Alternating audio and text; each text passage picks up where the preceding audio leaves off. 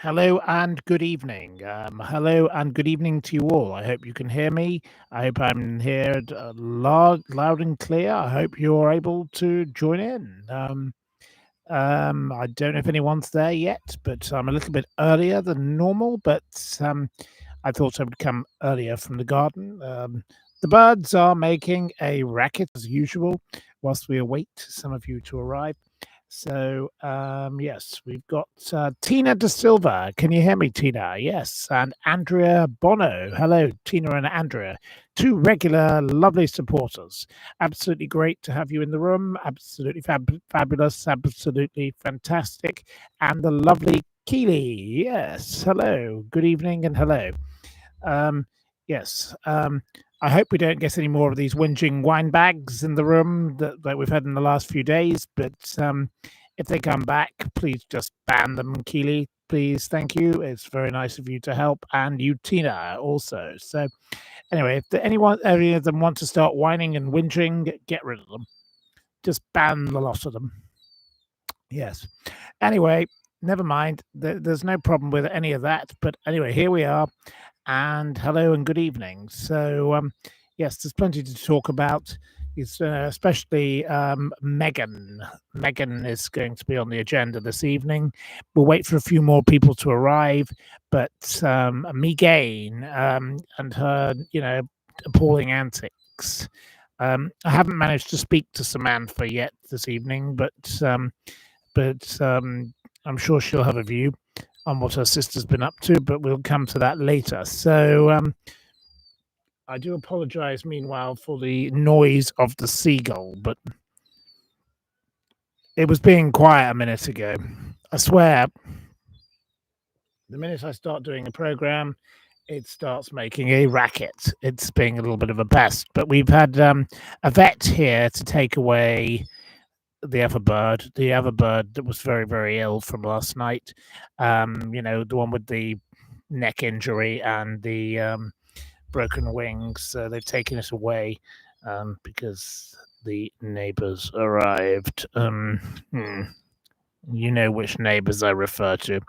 They didn't want it in their garden, so it's been removed. Charming. But there we go. Poor little bird.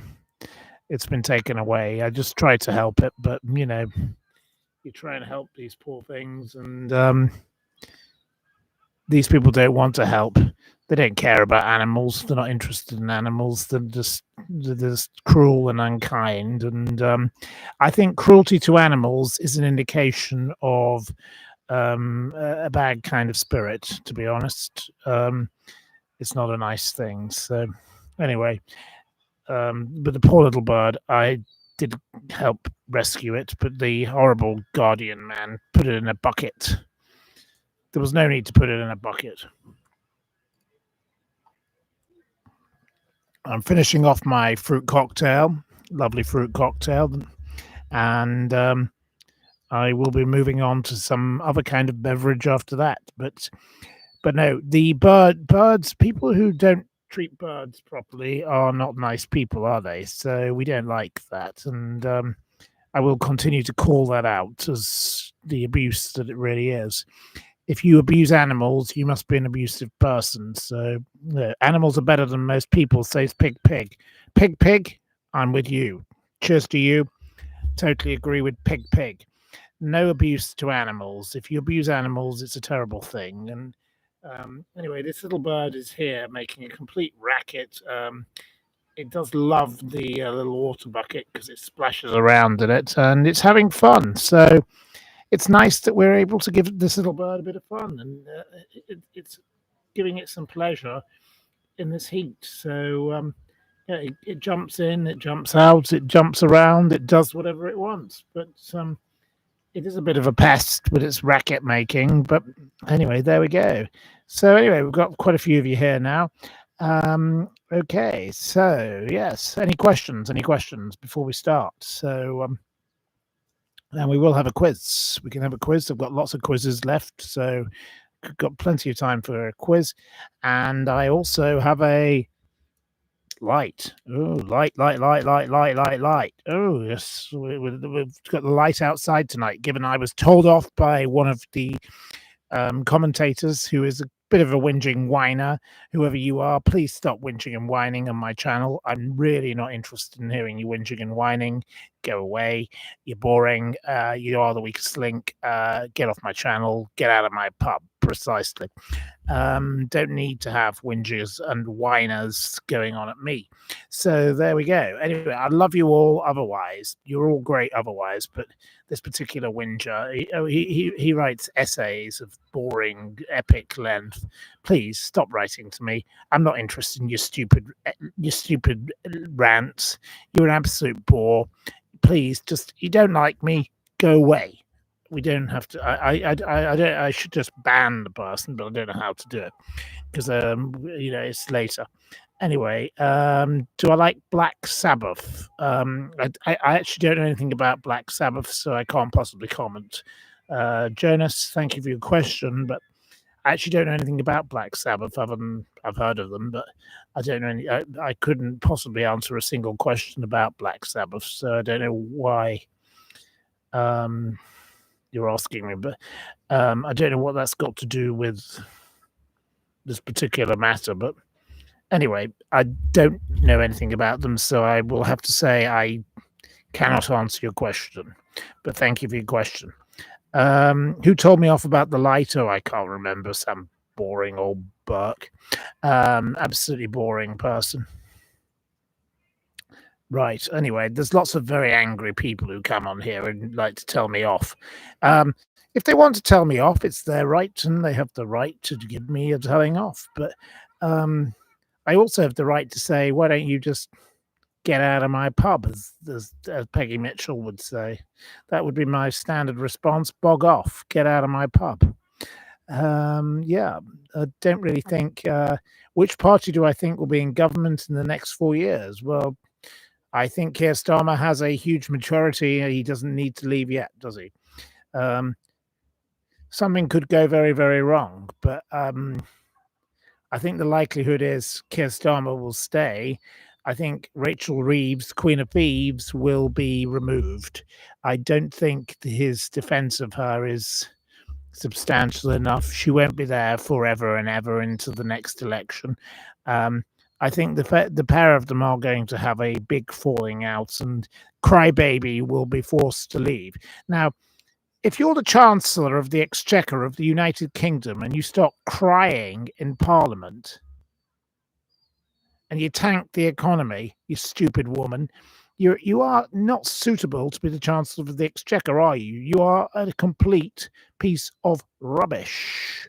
You are not doing your job.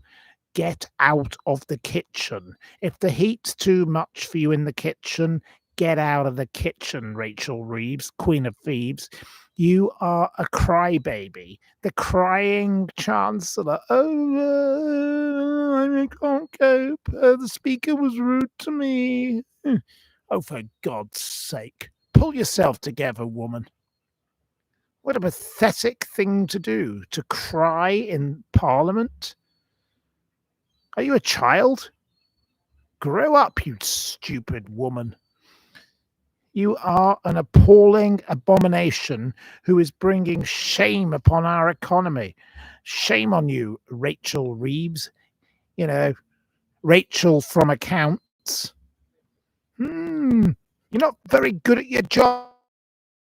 Now get out of the kitchen. You're not welcome there. Bog off.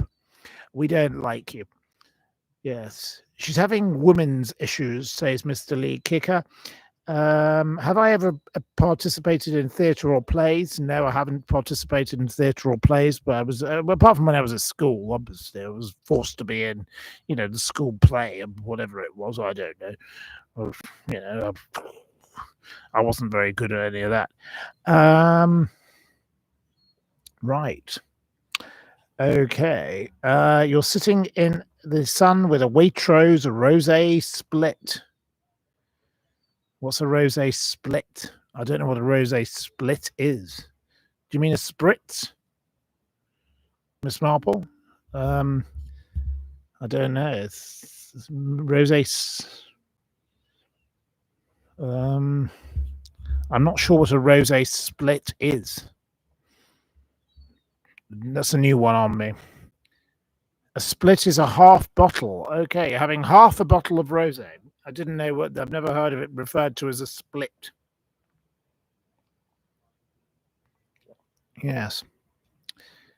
She looked haggard, and then she was all nice and shiny today, like a Stepford wife, says John Miller.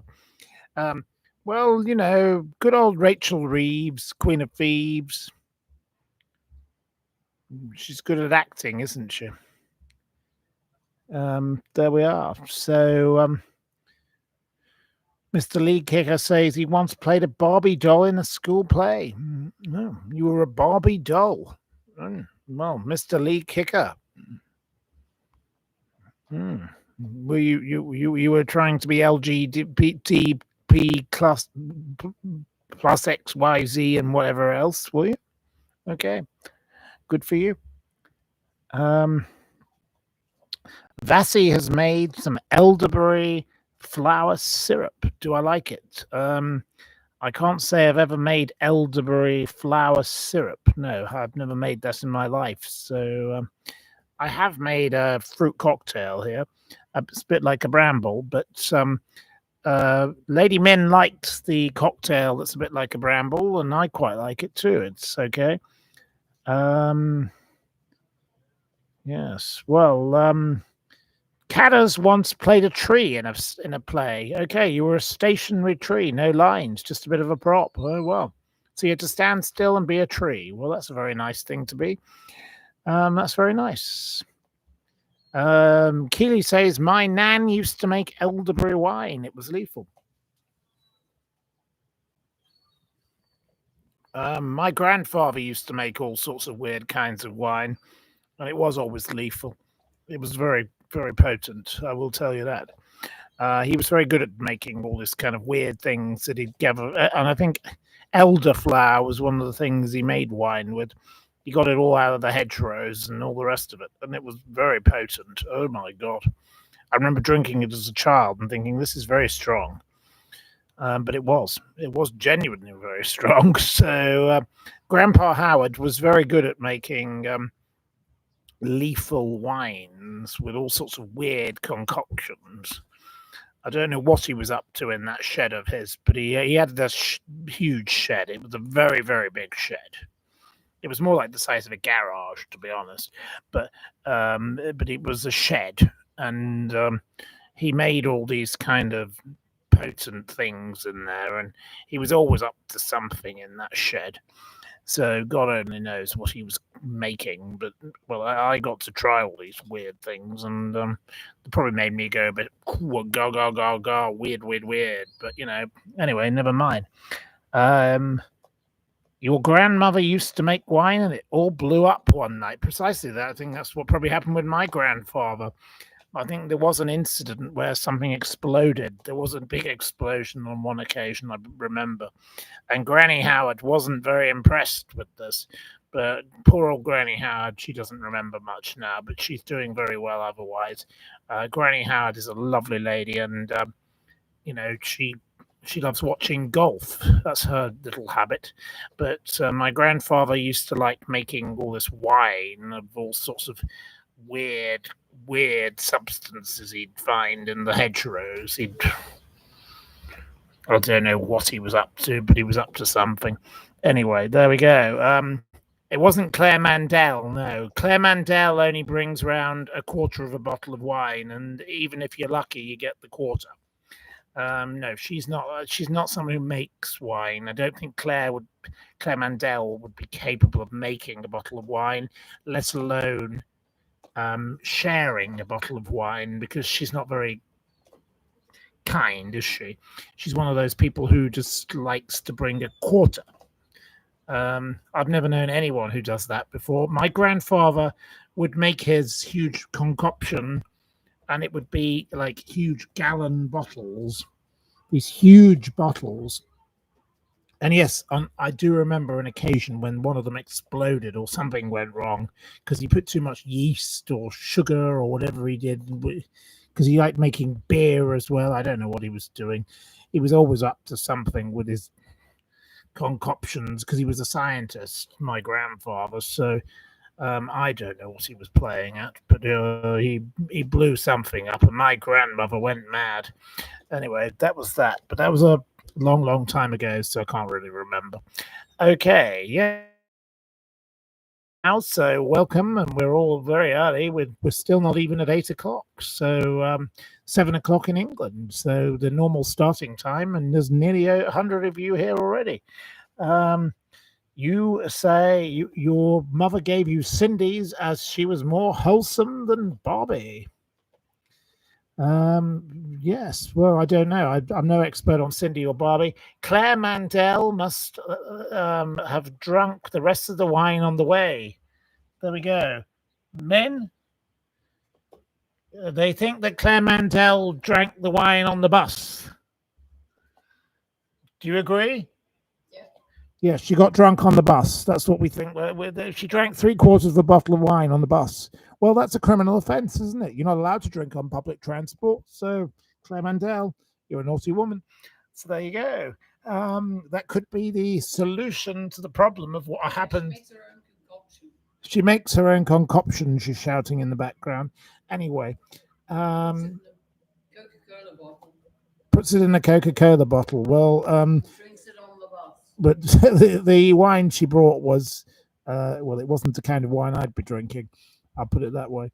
I said no, thank you very much, and thanked her and sent her on a merry way. Even in the synagogue. Even in the synagogue, she takes her own wine, supposedly. I don't believe that. I think she goes to the synagogue to get wine. That's a pretty common thing that goes on with synagogues. I do know another lady that does exactly the same trick. She was very thirsty. You have to excuse her. She was very thirsty on the bus. You've got to excuse her. Poor Claire Mandel. There we go. We've got apologists for Claire Mandel. Claire Mandel sounds like the lady who would drink Blue Nun. Yes. Blue Nun is more her kind of thing. Yes, I would totally agree.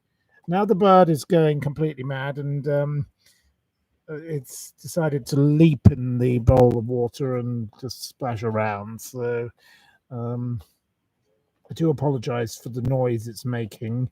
But it is very happy in its little bowl of water. So there we go. I'm on top form tonight. Okay. Well, I try to be. I always try to be. But, anyway, let's see if I can give you a little bit of an introduction to the bird. You can probably just about see it from a distance. There it is, going mad. The bird is going completely bonkers in the bowl. The bird in a bowl. Anyway, you've got a bit of the bird in the bowl, so the bird in a bowl. Anyway, it's going to have no water left, and then it will start moaning because it's completely deranged, this particular bird.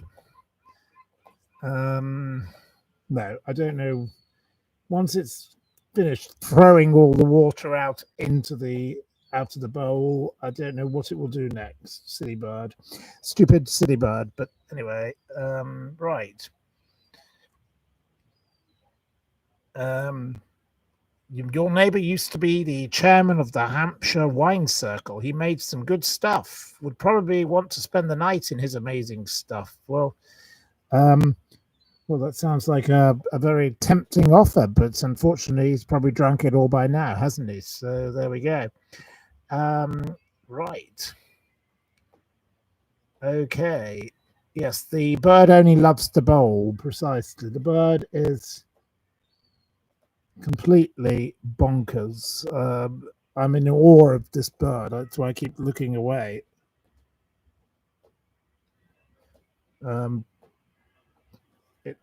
It won't stop till it's actually thrown all the water into the out of the bowl. That's what it wants to do. It's completely deranged. Right. You love a Bloody Mary, only with Worcester sauce, though. Well, a Bloody Mary should be made with sherry. Always add a bit of sherry to your Bloody Mary, and your Bloody Mary will taste better. Lots of spice, lots of horseradish, and things like that Worcester sauce, obviously tomatoes,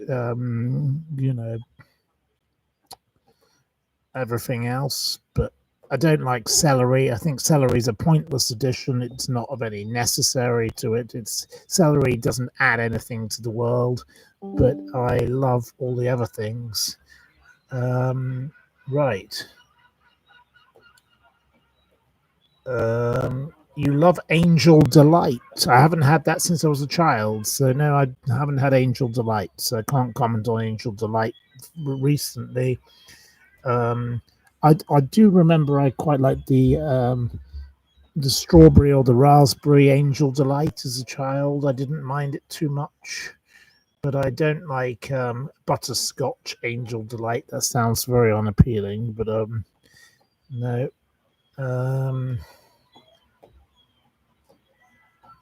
I don't know what sofrito is, so I can't answer your question. Celery is bland. Celery is good in soup. No, not for me. No, I'm not into celery. No, not into celery. Not into celery. No, horrid stuff. Totally agree. Celery is not for me. No, I'm not a celery fan.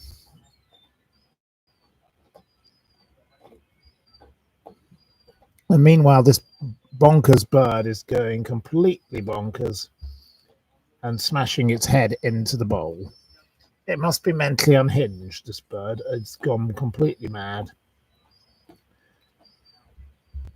I don't know what it thinks it's achieving, but there we are. So anyway, we're nearly at 100 of you now, and once we're at 100, we'll talk about a topic, which will be Meghan Markle to begin. Right, okay, but we're nearly at 100, so I think the bird will find it doesn't have any water left to knock out of the bowl at the moment, so it'll have to stop. Anyway. So, do we have any more questions? I like parsnip soup. And I like carrot and coriander soup. But it'd have to be from Baxter's, the Scottish soup company. Ina Baxter. She was born to make soup. I love Ina Baxter and I love her soups. And I love her Royal Highland game soup and I love her lobster bisque. So there's 4 soups that I love from her little range, but obviously she's no longer alive. But she was a lovely friend of the family, and we loved Ina Baxter. So she was born to make soup, and she definitely made the best soup. Parsnip soup is lovely. I love parsnip soup. It's a lovely thing, and I always add a bit of spice, a bit of Tabasco. You have to, if you have one of these tinned soups, spice it up, add a bit of, vavavoom, give it a bit of a kick, add a bit of something that might just help lift the.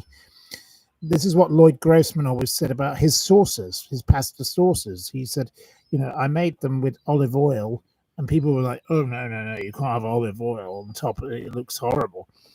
And people adjusted to it eventually. But once you have a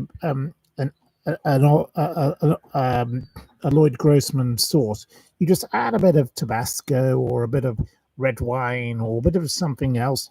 Give it a bit of vavavoom and spice it up and make it go.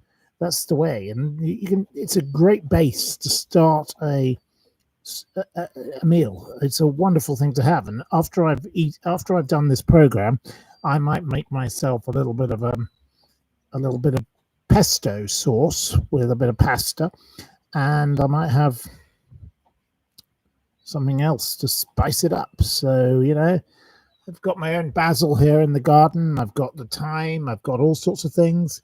It's very, very nice to start with a base, but if you can have the real thing, the real deal's better. My friend Sue Lynn used to bring me her garlic pesto that she would forage from the woods around her house, and what a wonderful thing, because a freshly made sauce is far better than a thing from a tin. But you can use the tin thing as a base, and you can add a few of your own bits. I've got this thyme here in front of me. There's all sorts of things I can throw in, Be very nice. So very nice chalk ice, as they say. So there we go. Yeah.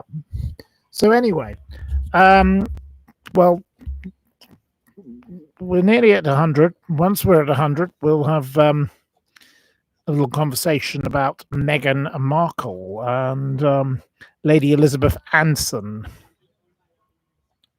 But the bird is still going bonkers. And right, Hatchie got 4 chocolate eclairs from Asda Bistro range. She got them half price. Well, half price chalk ice. Lovely. Absolutely lovely. I hope you're having a lovely time with your chocolate eclairs. Absolutely wonderful. You like nettles. I've had nettle soup and I've had nettle wine before now, actually. Yes. There was another thing my grandfather once made, nettle wine. I don't know how that came about, but we had nettle wine once. I can't remember what it tasted like. I've never had it again since. So I was probably about 10 years old, so I've forgotten about nettle wine. But right. Yes. Do you like nettle wine? Any of you here like nettle wine? Because obviously one of you does, because you brought it up. I've never thought about nettle wine in years, but anyway, nettle wine. Anyway, the bonkers bird is probably nearly finished its bowl.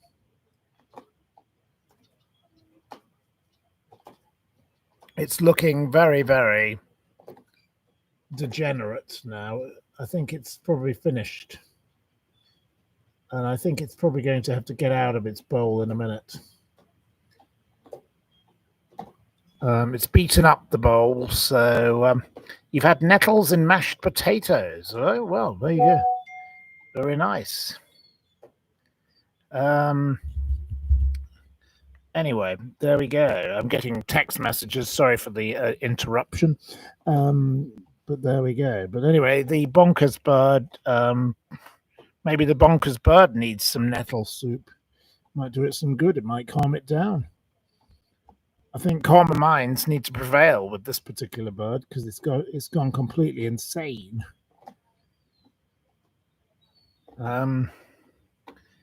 Right. You can use every part of the nettle. Nettle leaves are very healthy for you if boiled. Okay. You make nettle liquid fertilizer. It stinks to high heaven. Okay. Well, I've never tried doing that. My friend's dad made me some nettle wine, some nettle tea. I don't know if nettle dried makes a refreshing something or other. Brew of antioxidants. There you go. You can use nettles as a cabbage. Nettles are an alternative to cabbage. I didn't know that. So we're learning all about nettles, but we don't have any nettles here, so I can't do anything with nettles today because I've got no nettles. So anyway, the bird has now leapt out of its bowl because it's now wrecked the bowl, and well, it's got nothing more to do, has it? Silly little bird. Anyway, sauteed Savoy cabbage and spring onions mixed with mashed potato, cold cannon, an Irish dish. It's amazing. Cold cannon is a lovely dish. I agree with you. I like cold cannon. Very nice. Love it. Yes, I love Irish food. Irish food is a lovely, lovely genre of food. So there we go. Okay. Where I'm from, if you got stung with nettles, you'd rub a dock leaf over the area. It's a strange dock leaf. It always grows near. I've heard about that too. Yes. If you get stung by a nettle, you must use the dock leaf to try and fix yourself. Dunk nettles in hot water and the sting disappears. Okay. You hate nettles, they sting. Okay. Right. So, yes, we've got mixed opinions on nettles. I didn't imagine we'd be having a conversation about nettles this evening, but nettles it is. Nettles are either no way or all the way for you, it seems. There are nettle lovers here and there are nettle haters. So either you love the nettle or you hate the nettles. So nettle up.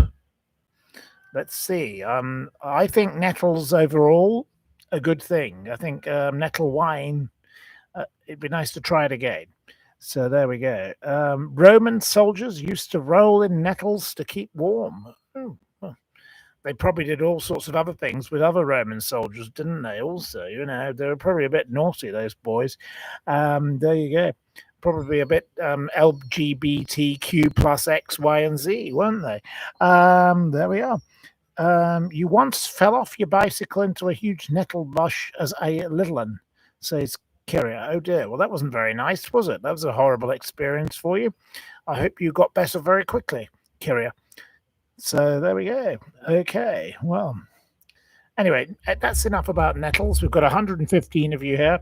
So, Lady Elizabeth Anson has been giving some comments about what went wrong with Meghan and the late Queen Elizabeth, obviously 5 years from her being dead. So she spoke with somebody who's now suddenly decided to declare all of this. Why didn't she declare it any earlier? I don't know. I find that a bit odd. Someone called Sarah Burrell Smith or something, Bevel Smith or something. Anyway, it went down very badly. And the Queen had serious concerns about the relationship. Weak Harry, who was besotted, and then she wouldn't talk about the wedding dress. She said, "We hope that Meghan was in love with Harry, but we think she engineered this." And Lady Colin Campbell has interjected with, "Meghan is a slug." There you go. So we've had all of that. So what do you think of that? Do you actually think that this is a story that's come out a bit late, or it's just a genuine story, or it's just a story that's planted, or do you think Meghan is an innocent party and Harry is an innocent party, or do you think that that all of this is just the voices from the grave of a woman who died 5 years ago? What do you think? I'd like to know what your views are. So, any views on this particular topic? This woman has come out with this thing in some new book, which she's obviously promoting. And the Jobson man is obviously promoting his work. And, I don't dislike these people. I've got no personal problem with them. But is it correct, or is this just a load of old rot that's just being spread to be very nasty about Meghan, or is this the truth? What do you think? She's a slug. It's funny. Yes, it's Tallulah. Yes, I'm throwing some spanners in the works. No, I'm just asking questions. I'm just asking you what you think. Members of the public, what do you think about this new announcement that, it seems that the Queen hated Meghan. Let's be honest. The Queen hated Meghan. If Lady Elizabeth Anson's words, if they haven't been misinterpreted, are to be true. So what do you think? What do you think? Any thoughts? The late Queen's best friend admitted this, says one of you. Lols? Okay. Hatchy says Meghan is very boring. PIWIV, who often wins a quiz, I would like to know how she upset her staff, who are still suffering, apparently. Tallulah says it's true. We've seen how the Queen looked at Meghan. Jules B, I don't think whatever Mrs. Markle does now will ever be received in a good light. She's ruined herself and Harry. Mr. Lee Kicker says the Queen was very noble. Lewis says, look at the video of the Queen and Meghan during the wedding, and you'll see everything you need to know. Basically, John Miller, I've not much time for the pair of them, but you've got to respect Harry. His wife was not happy, so he gave it all up for her. Daft Lad says rather the Queen than Meghan. Nana Buster says Meghan Markle never gave due respect to the monarchy. Andrea Bono says the Queen's face at the wedding says it all. So there you go. I think the general consensus here in the room is you don't like Meghan Markle. You don't like the Duchess of Sussex. You think the Duchess of Sussex is a disgrace and you don't like her. Meghan caught Harry in a tangled web. He fell for it. They suit each other. There we go. So anyway, moving along. Do we have any other questions on any other topics? Let's move along to another topic.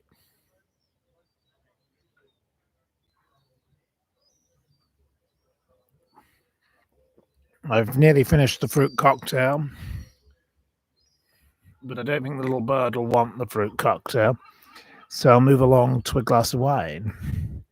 Anyway, here we are, and yes, let's carry on with our conversation. You feel bad for the both brothers. So, thoughts on other topics. What do you think about Rachel Reeves being a crybaby? Rachel Reeves, the crybaby. Why did she cry in Parliament? What do you actually think the real reason she cried? Was it really to do with the Speaker, or was it to do with something else? And why won't Keir Starmer declare what really went on? So can we have an answer to crying baby Rachel Reeves in Parliament, the Chancellor of the Exchequer of Great Britain, a once great nation, crying in Parliament like a little child is pathetic. Lois says she realizes she's done. Hugo says she's very unprofessional. She says she needs to women up, says Biscuitec. Mr. Lee Kicker blames the menopause. Nigma says she's an utter embarrassment. Oh, we've got a whole array of different excuses. Daft Lad says she's a victim, lol. Keeley says she's unprofessional, but she's only human. Cadders says she just had a bollocking from the Speaker. Tallulah says she should not be the Chancellor if she can't handle tough days. Yes, Thatcher would not do that. Well, Margaret Thatcher did cry as she left Downing Street, but that's a different matter. That was as she left. She just left. She cried because she was leaving for the final time. PIVWIV says when the tears come, they're hard to stop. Kyria says not up for the job. Yes, we're getting a whole array of opinions coming in here, fast and furious. Thank you for your opinions. Absolutely fascinating. Theresa May did a bit of crying as well. Yep, another woman that cries too much. But Theresa used to go running through wheat fields. When asked what she did that was naughty in her life, she went running through a wheat field. And she said, Philip and I have boys' jobs and girls' jobs. He takes the bins out. That's how Theresa's life works. So Theresa wasn't exactly perfect. And then there was Liz the Lettuce. She lasted 49 days. One of the most useful pieces of politician ever on the planet. She lasted 49 days in office. That's an absolute abomination of patheticness. There we go. Allegra Stratton only cried when she got caught. Yeah, well, they all like a bit of crying, don't they? And now I've got 3 birds here. They are coming to join in. Obviously, the poor little bird that was very badly injured has been taken away. But the other birds are now... Well, they want more water, obviously, but the other bird has stolen their water, and now they're attacking the flowers. Oi! Right, I'm going to have to just stand up a minute. Just give me a moment. Naughty bird. No.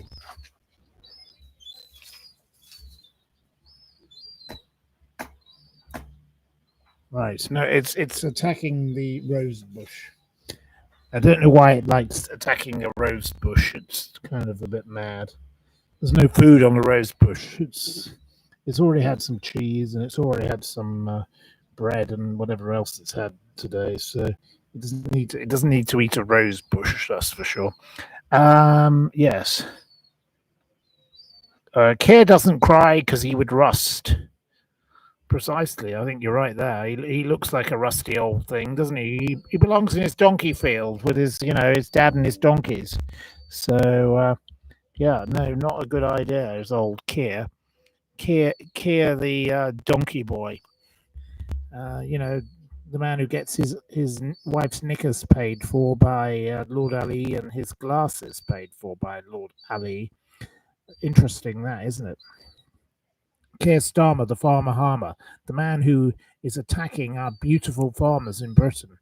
And what a disgrace that is. And our wonderful pensioners taking away their benefits and then trying to do a U turn and then doing another U turn. And how many U turns has he done? He's like a lorry going round the roundabout, isn't he? Really, he should get himself on some kind of special course, I think, for U turns and reverse turns and turning around turns. I don't know how many times he's turned, but he's like the worm that turned, isn't he? The worm that turned, Keir Starmer. Keir Starmer, the farmer harmer. Absolutely appalling. Rodney Trotter with a permanent cold, precisely.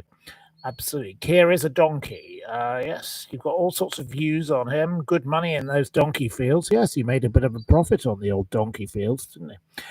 Yes. Keir Starmer, the man who loves a bit of donkey fields. Precisely. So there we are. Right. Any more questions on any more topics? Otherwise, shall we have a quiz? Let's have a quiz. We can always have a quiz, and we can always have some more questions after the quiz.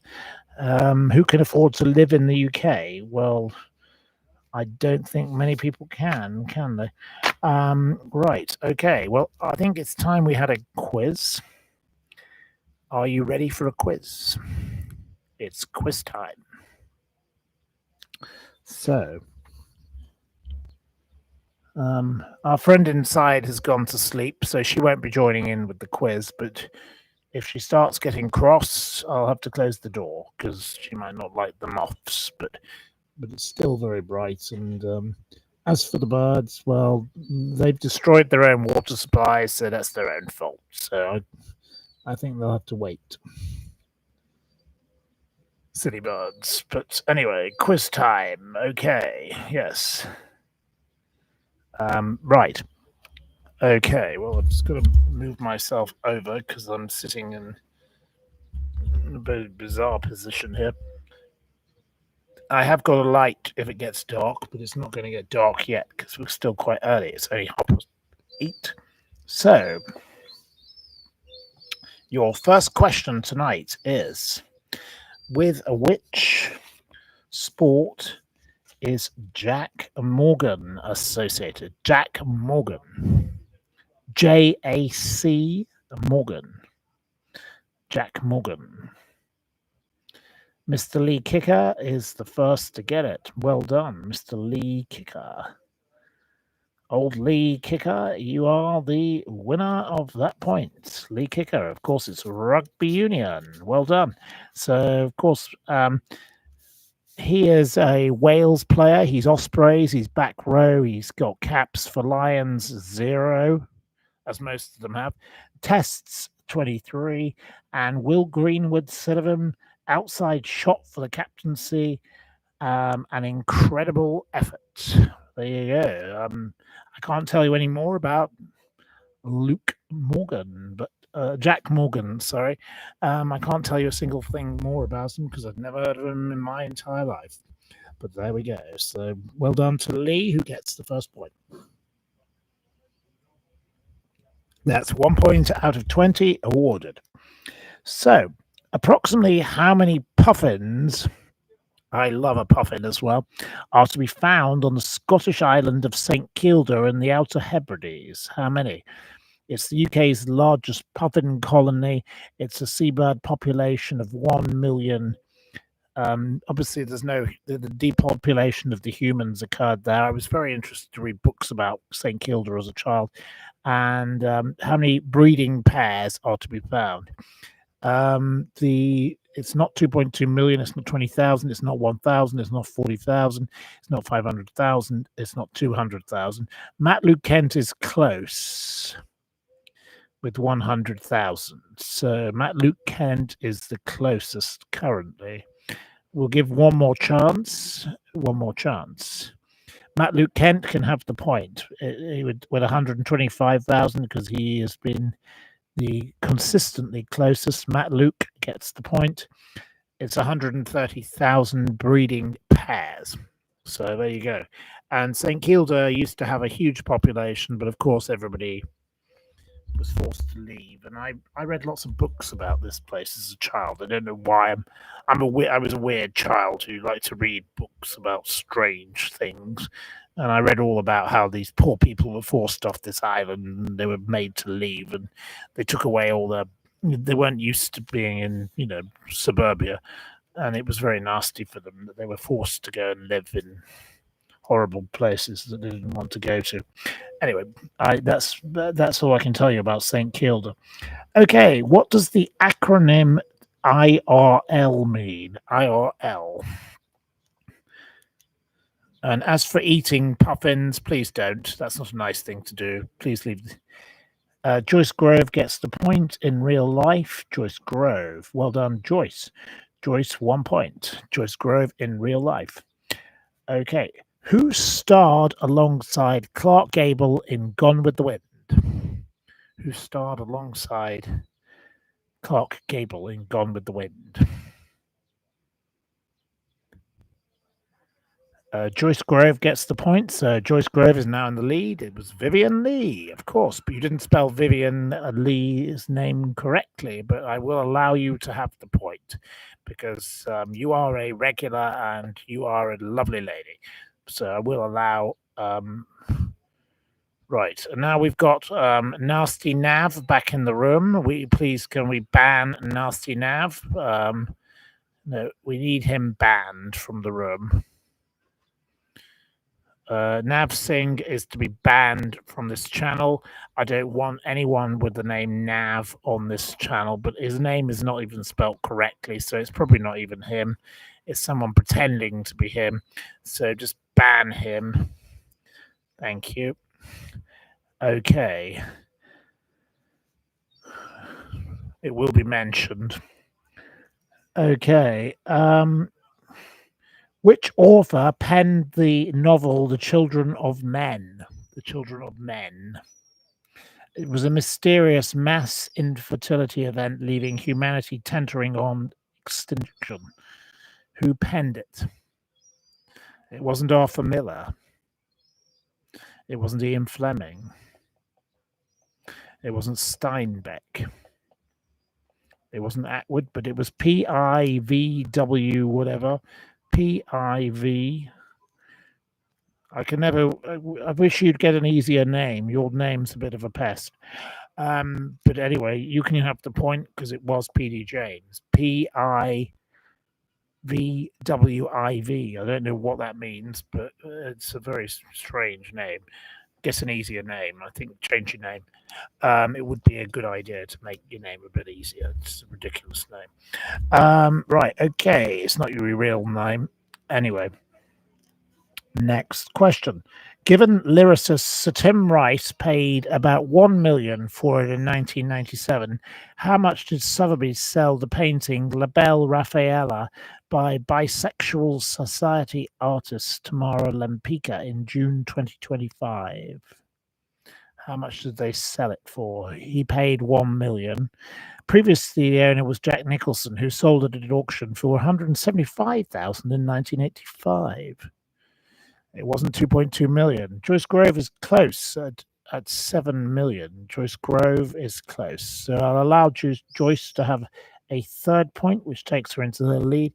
It was 7.5 million. I'm not sure if 7.5 million includes fees. So it could be more or less. So Joyce gets the point on this occasion.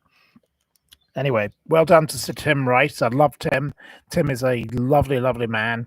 met him many times. My friend Amanda she was very involved with him for a while. And my friend Barbara Minto obviously invested in some of his musicals and did rather well with one and did rather badly with another. So, good old Tim. Tim Rice is actually a great guy. I like Tim. So, wonderful guy. Okay. In which year did Queen Victoria commission the Royal Train? Which year did she commission it? It's obviously just been scrapped.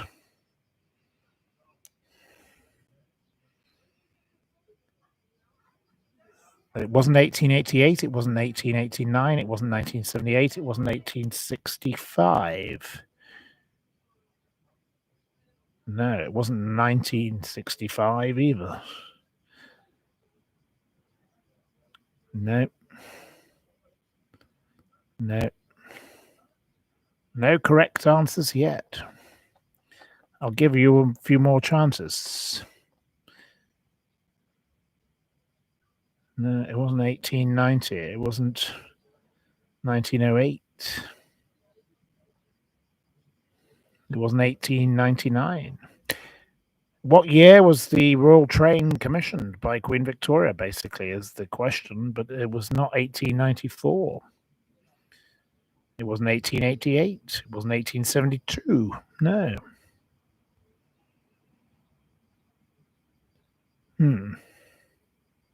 It wasn't 1901. It wasn't 1923. It wasn't 1884. It wasn't 1990. It wasn't 1885. It wasn't 1866, though Audrey is close, but we've had other people close as well, but we haven't awarded a point yet. No. I thought one of you would get this easily. I thought this was an easy question. Hey Tigers is the closest yet, but not on the...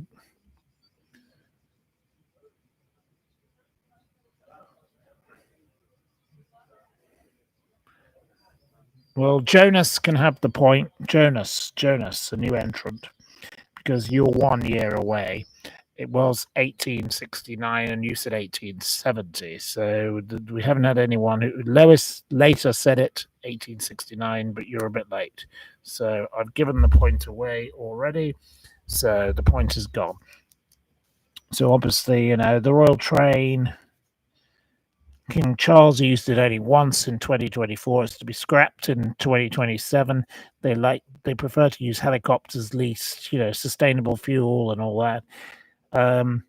Queen Elizabeth II described the Royal Train as being part of national life. It's a great shame that we've taken away part of national life, I do think. But if nobody uses it, well, it can't be kept in a shed in Milton Keynes, which is where it's kept. There's a future quiz question: where do they keep the Royal Train, or where did they keep the Royal Train? It's stored in a shed in Milton Keynes. Can you imagine? Milton Keynes. I don't know what goes on there other than roundabouts. I believe that's what that place is famous for. Okay, what are the cocks? The Holstein and the Blenheim Orange. What are they? What are all of those three things? Matt Luke Ken gets a second point, taking you into second place. Of course, the types of apples. So well done. Right, easy peasy question, that one. In which year did Frank Smythson found the stationery firm Smythson Stationers the Royal Family? Which year? First royal warrant was in 1964, previously supplied Queen Victoria, though, prior to that, and used to employ Samantha Cameron. But which year was they founded in? Lois is close, but not correct. So we'll give someone else a chance. Lois is very close with 1888, but Jane Hennessy is further away.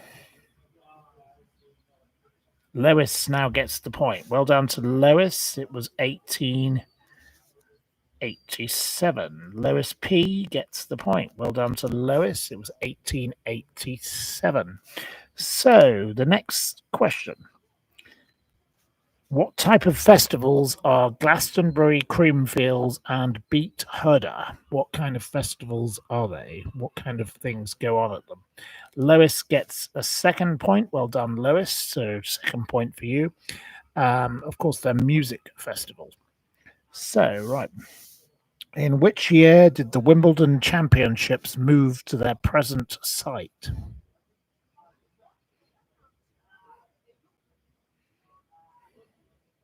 It wasn't 1967. No, it wasn't 2000. It wasn't 1990. It wasn't 1942. It wasn't 1952. It wasn't 1972. No, no, no, no, no, no, no. It wasn't 1926. So you are quite close. You're closer than the others.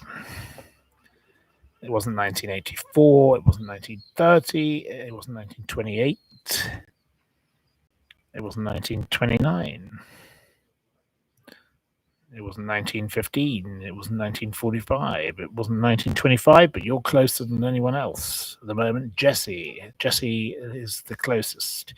No, Jonas is closest, actually. No, Jonas is closest. Kitty Roo gets the point. It's 1922. Kitty Roo, a new entrant. Kitty Roo. Oh, Kitty Roo. Kitty Roo, you get a point. So we've got Joyce Grove in the lead on 3 points. We've got Matt Luke on 2 points and Lois on 2 points also. So we've got Kitty Roo, a new entrant. Okay. If something were half nout, what in Northumberland slang would it be? What is Northumberland slang? Half nout. What does it mean?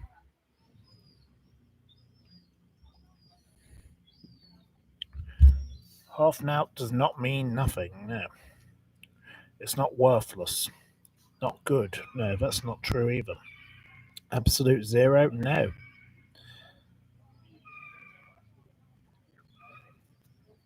It's not half a glass. It's not cheap.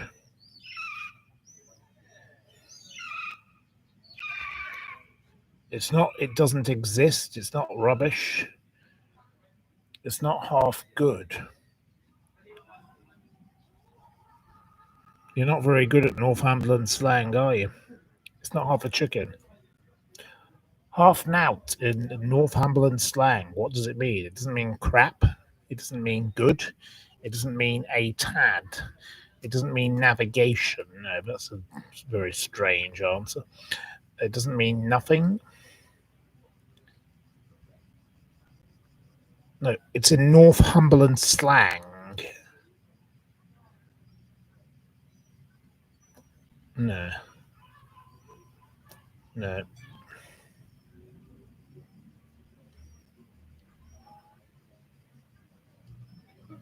It's not asleep.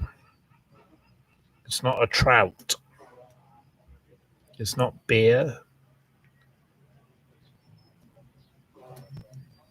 Anyway, this is Northumberland slang. Clearly, Northumberland slang hasn't reached your part of the world yet. Anyway. Right, okay, I'm going to award 0 points. Northumberland slang has passed you by. It means half price. That's all it means, half price. So there we go. So you failed on that one. Absolutely, you are the weakest links. Goodbye. Absolutely useless.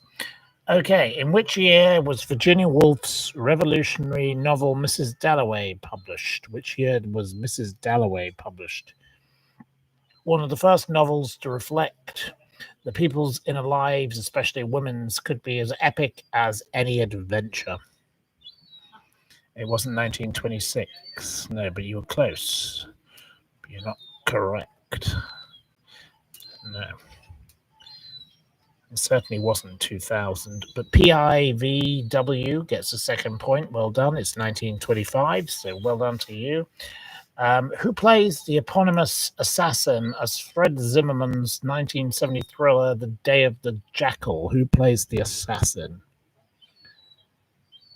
Which actor plays the assassin? Obviously, an attempt to assassinate Charles de Gaulle. Jane Hennessy gets the point. Jane, a new entrant. Well done, Jane. Jane Hennessy. Well done, Jane. Jane Hennessy. Right. Okay. 1 point to Jane Hennessy. Well done to Jane. Right. In which year did starring Leslie Manville as a widowed cleaning lady did Mrs. Harris Goes to Paris premiere? Which year did Mrs. Harris Goes to Paris premiere?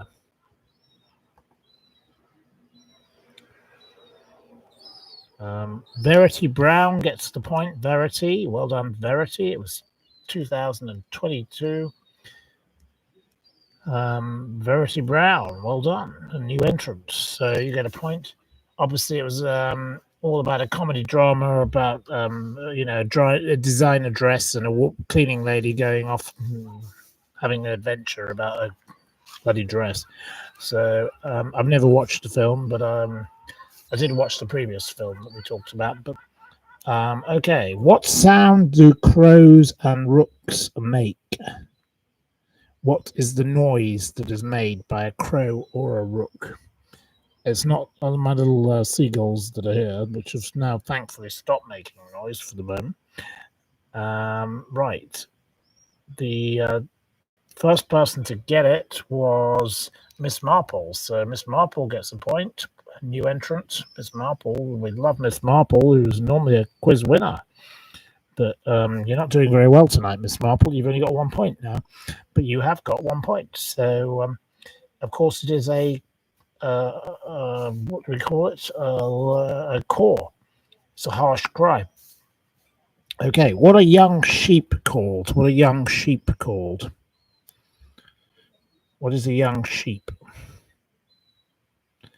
Miss Marple gets the point, so Miss Marple is coming back into the game. Lambs, but I don't think Miss Marple's going to get back unless she's very, very quick. She's only got 2 points, and we've got people on 3 points. So, what is the alternative name for golf pegs? What is a golf peg alternatively known as? What would you call a golf peg? You know, the thing that you hit the. Matt Luke Ken gets another point, which takes him into joint first. Matt Luke Ken is correct. It's a T. What is a house with one story known as? What is a house with one story known as? Miss Marple gets the point. Oh, well, Miss Marple's speeding up into, we've got 3 of you in joint first now. Miss Marple is, she's a speedy operator as old Miss Marple. She's like a proper old detective. She's sped into the game. Of course, it's a bungalow. So it can be 1.5 stories. First in England, was built in 1869. The term derives from the word bangala and used elliptically to mean a house from the word Bangla and in the Bengal style. Obviously, Westgate-on-Sea in Thanet in Kent, which is near Broadstairs, is where the first bungalows were built in Great Britain. So there you go.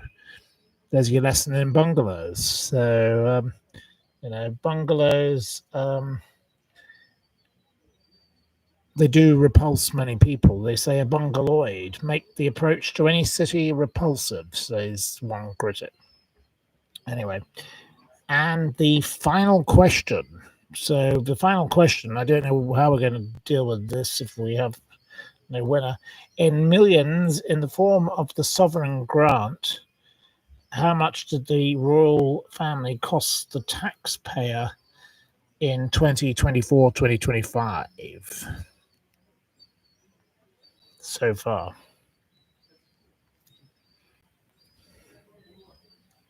We need in millions. It was unchanged for the 4th consecutive year from April 2024 to March 2025. It wasn't 500 million. No, it wasn't. 85 million is very close, so I'll accept that. Loz. No, actually, right. Well, no, I'll accept 87 million, which is closer because it was 86.3 million. So 87 million from PIPV, which gives him 3 points.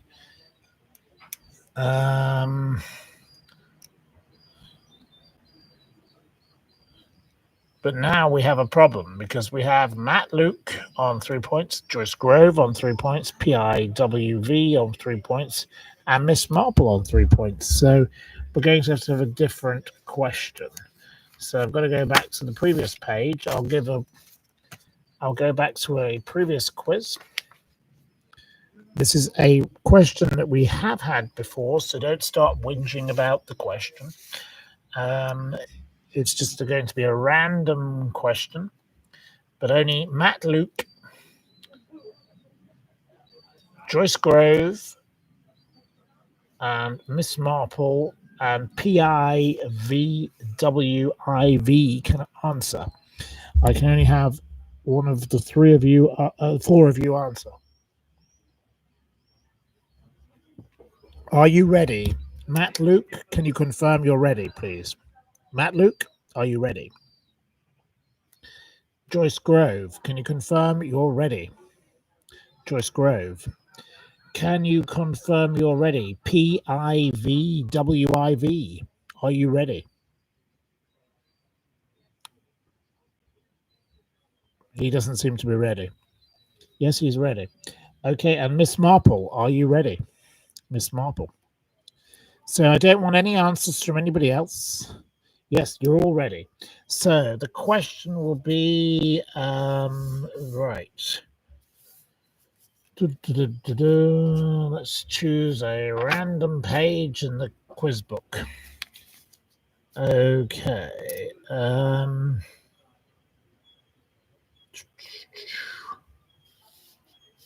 Right. I'm going to choose a random question. Right. Right. How many million people approximately saw Rod Stewart perform for free on Copacabana Beach in Brazil on the 31st of December 1994? How many million people? It was the biggest audience ever for a concert. Many were there, but they were there for the fireworks.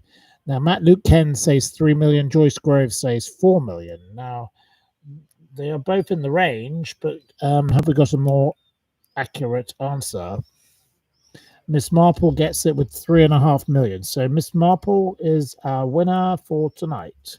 Miss Marple wins the quiz. 3.5 million is the exact correct answer. So well done to Miss Marple, who wins this quiz. Miss Marple is our quiz winner tonight. Miss Marple, thank you very much to all of you for joining in. And would you like another quiz? If you'd like another quiz, you can have another quiz. I'm quite happy to do one more quiz if you'd like another. Would you like another quiz? Because I've got a couple more that I can. Yes. But Miss Marple, and well done to Matt Luke, Mr. Lee Kicker, Joyce Grove, PIVWIV, or whatever, Jonas, Lois P, and Kitty Rue, Jane Hennessy, and Verity Brown, and Miss Marple, who obviously prevailed. So Miss Marple was tonight's winner on that quiz with 4 out of 20.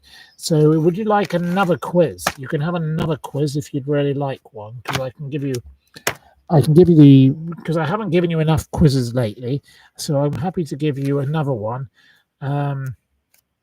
Right, okay, right. So I need another piece of paper to write a stupid thing. I can write it on this piece of paper. You see, I have to write down all this because nobody helps me with this quiz. Right, okay, let me just fold up my piece of paper. Just give me a moment. Just give me a moment. Okay, I can easily do it this way. It's number 104. So the birds are being noisy again, but they probably want more water. But, well, they shouldn't have splashed around in it, and they shouldn't have splashed it out into the sea, should they, silly birds?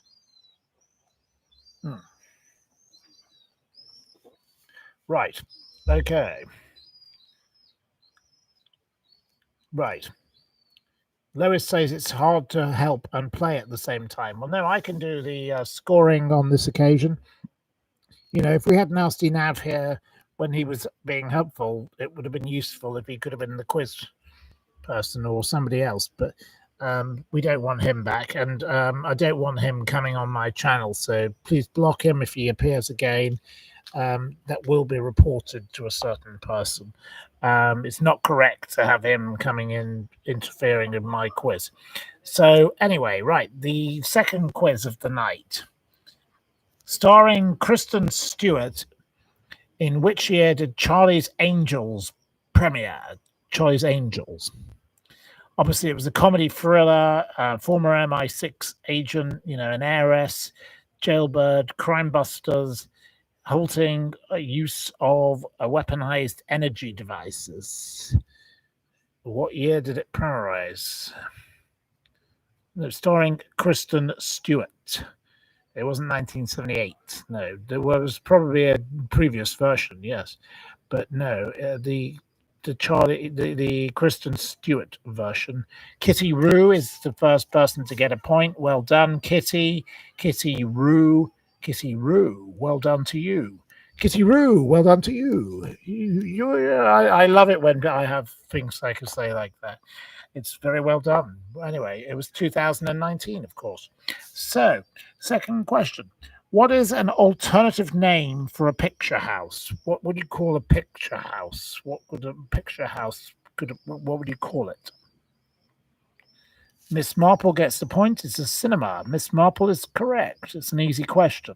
I try and give some easy questions to spice up the quiz to make it easy for the people who complain that my questions are a little bit too weird. So there you go. That was an easy one, and you all got cinema. You were all very good at that, but she was the first to get it. Okay. How many thousand people visited the East Wing of Buckingham Palace? 1,000 people. I'm giving you a hint. After it was opened to the public for the first time in history of Buckingham Palace, how many people visited? It brought in 21.5 million in supplementary income for the royal household.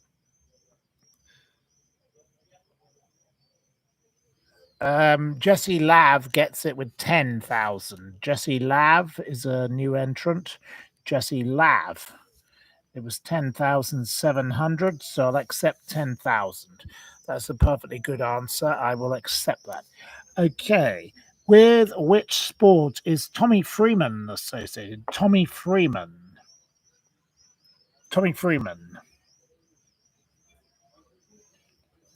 Joyce Grove gets it with rugby union. Joyce Grove. Well done, Joyce. Joyce Grove, you've done brilliantly again. You've got another point on rugby union. You're obviously a bit of an expert on rugby union. He is an England Northampton Saints. He's in the back three. He's got caps for Lions of 0, Tests 20. And Will Greenwood says of him, if he were a cricketer, we would be saying he's seeing it like a beach ball. I don't know what that's meant to mean, but he's seeing it like a beach ball. So there we go. Anyway, in which year, starring Julie Christie and Terence Stamp, did the romantic drama Far from the Madding Crowd, where all the sheep went off the cliffs, and that was very upsetting to me, premiere? What year did it premiere? It wasn't 1974. It wasn't 1979. It wasn't 1968, but you're not far off. You're close. You're in the zone. Have we got anyone who's closer? Not 1969, but Miss Lois Petzold gets it with 1967. Lois. So Lois Petzold, well done. 1 point to Lois. Lois, well done. So, of course, no, but I don't like the scene where the sheep are driven off the cliff. I think it's a horrible, horrible scene. I don't like killing animals. Like today, I've had to witness this poor bird being abused by all these horrible people in this locality. It's disgusting how people here abuse animals. I think they are disgusting animal abusers in this place. It's revolting. I am not going to tolerate animal abuse. And I shall make a complaint. It's not correct to abuse animals, is it, Lady Min? We don't like animal abuse. We don't like abuse of seagulls. No. The abuse of the animals here is just awful. These people just don't care about animals here. They care more about their stupid boats and how rich they are, but they're not that rich anyway. You know, they're hardly Jeff bloody Bezos, are they? They're not. They're like middle class Coronation Street people, and they think that they're incredibly rich. But well, for God's sake, don't go around abusing animals, beautiful animals. It did no harm to anyone, that poor little bird, and I saved it, and it's not fair that they treat it like this. But anyway, at least some lady's taken it away and trying to help it. But you know, I've got the other one back. Here it is, making a racket. It's a total pest. But anyway, let's carry on with the quiz. So, yes. Okay. Right. So that was the question. Yes. In which year did Formula One driver Graham Hill die in an aeroplane crash? Graham Hill. Which year did Graham Hill die in an aeroplane crash? Obviously, he was the father of Damon Hill, Formula One World Championship, 22 Grand Prix wins. World Championship in 1996. Which year did Graham Hill die? It wasn't 1973.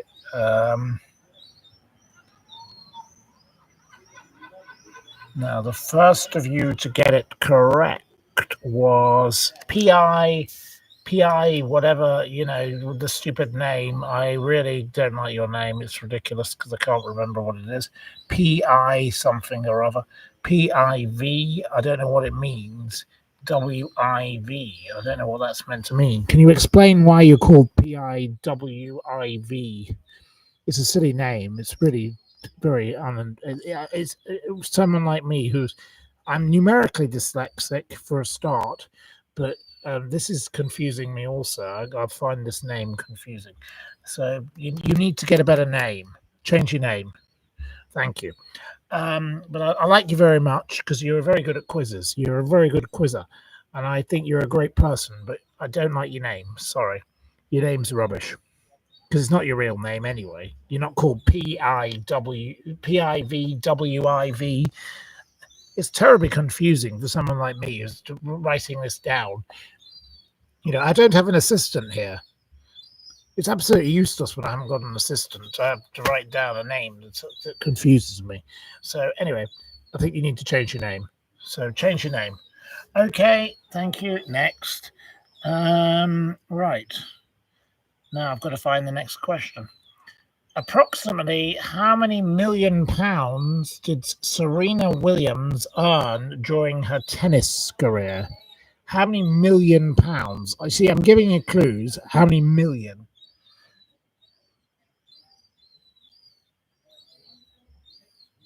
She won 23 Grand Slams. How many did she win? Million.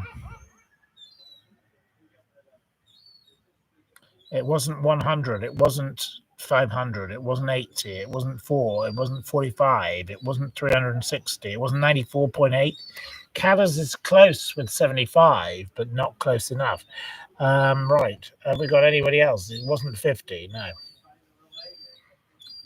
Miss Marple is closest at 72, but not quite there yet. Lois can have the point, so Lois gets a second point with 70 million. She won 69 million pounds.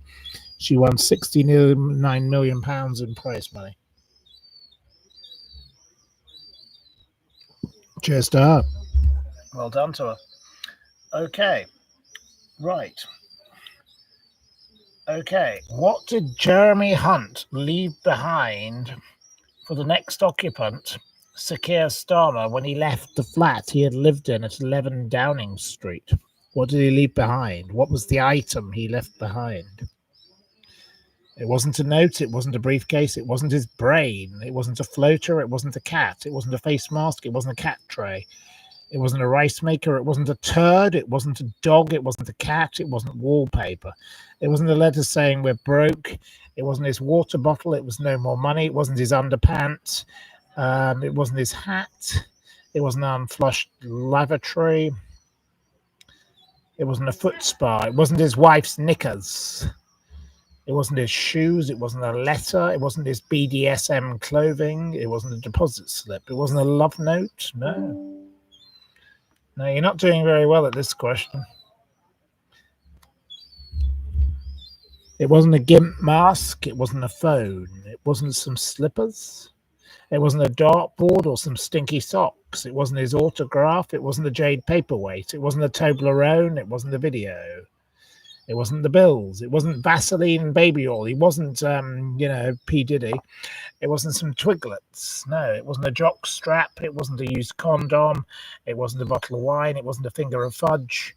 It wasn't a passport. It wasn't a MAGA hat. It wasn't his wife. It wasn't the George Foreman grill. It wasn't a wig. It wasn't a fountain pen. It wasn't a twister. It wasn't a hot water bottle. No, it wasn't his cut toenails. It wasn't some raisins. It wasn't his nasal hair. It wasn't his toe jam. I don't know what toe jam is, but it wasn't some cornflakes.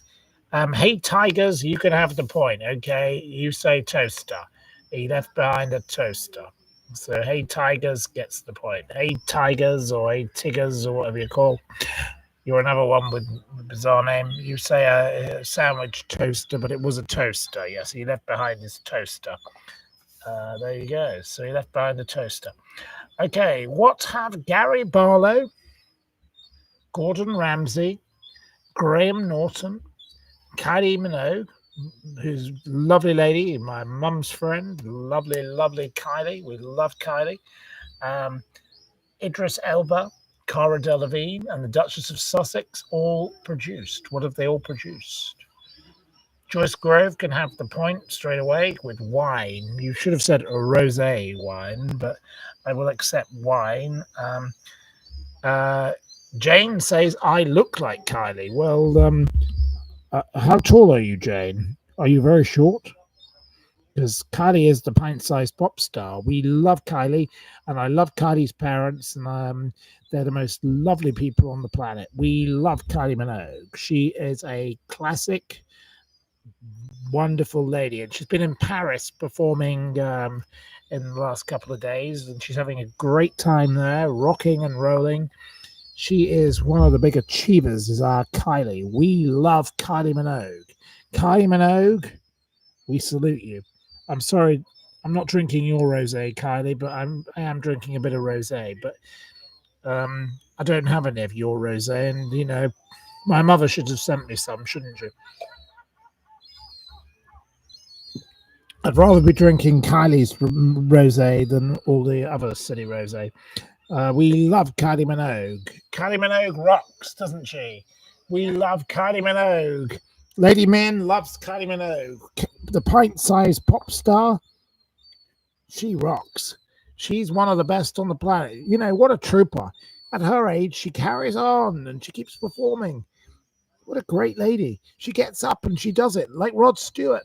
Well done to him. Everyone criticizing Rod Stewart. Shut your mouths. That man, I don't like Rod Stewart particularly. He's not my kind of music. But well done him for keep on going. Keep on going, whoever you are. Keep performing. Make your life. Just do it. It's like this bird here. He likes making a racket. It's absolutely fabulous. I don't care that it makes a racket. Anyway, next question. So, right. Okay. Which French fashion designer who dressed Rita Hayworth, who of course was my friend's grandmother, and he sadly is dead. He committed suicide.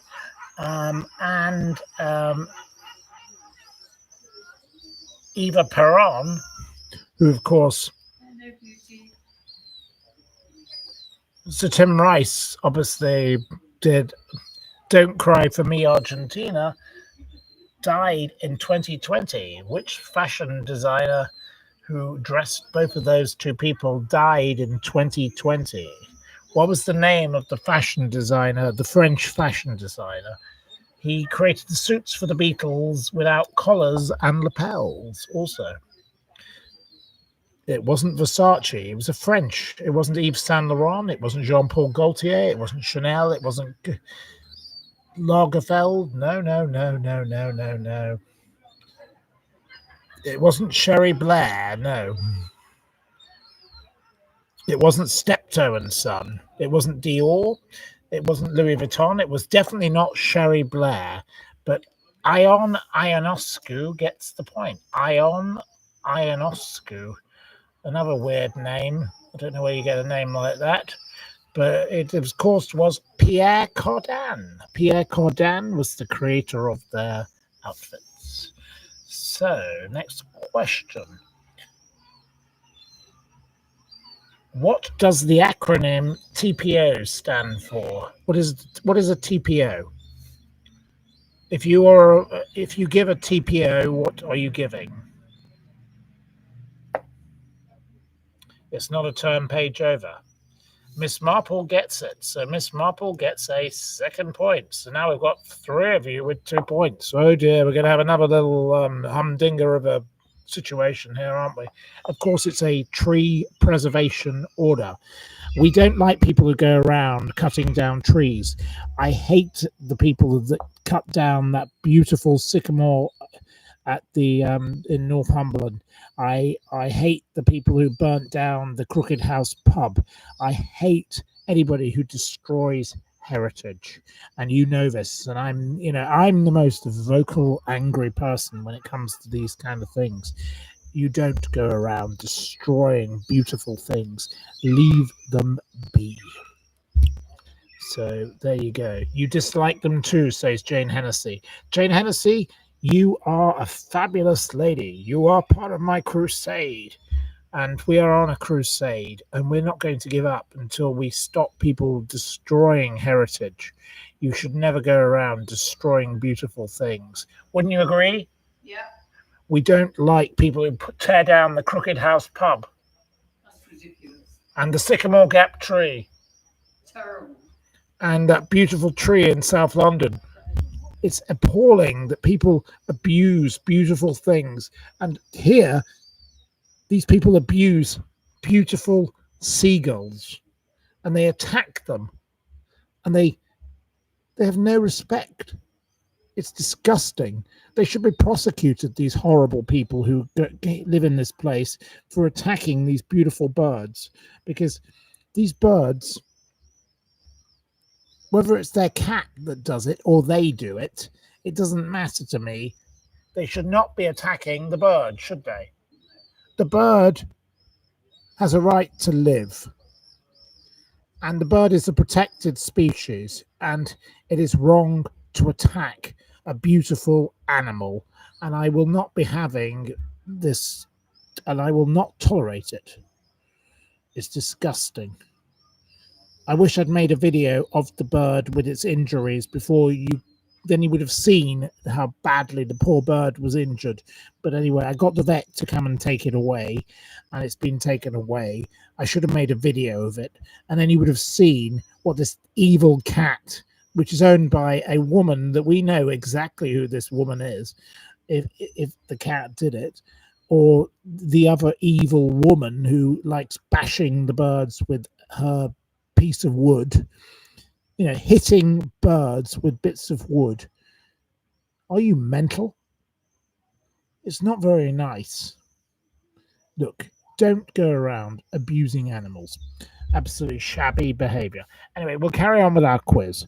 I'm very sorry. I do get rather passionate when it comes to the topic of animals and trees and beautiful buildings, and I'm very passionate in protection about heritage. And I'm one of these people who speaks out. My petition about the sloths. Well, when I last looked at my petition about the sloths, it was over 2,000. Let me have a look now. Okay, the petition about the sloths, we've got 2,077 signatures. So thank you to all of you who have signed our wonderful petition. Isn't that a wonderful thing? Now, you must share and keep this. It's moving fast. It's gained in the last week, it's gained over 500 signatures. So please share and share again. Share the petition. We don't want sloths to be abused anymore by Tamara Eccleston in the UK. They should not be taken into her mansion to be abused by her and her revolting children. Let's stop this. Let's put a stop to the abuse of the beautiful sloth. The sloth is a wonderful creature that should be left in the rainforests of the Amazon. It should not be abused by Tamara Eccleston, the daughter of Bernie Eccleston, the poisonous, diminutive, dwarf, tax dodging coffin dodger. We don't want those poor, beautiful creatures to be abused. And I love animals. And it's horrible what these people here have done to this poor bird because they don't care about it. They just don't care. Rich people who don't care. Well, I do care. I won't tolerate it. And it's horrible that they behave in this disgusting fashion to a lovely little bird. Wouldn't you agree? In the background, Yes. it's not correct to abuse a little bird that can't defend itself, that's got a gash in its neck and a broken wing, and they just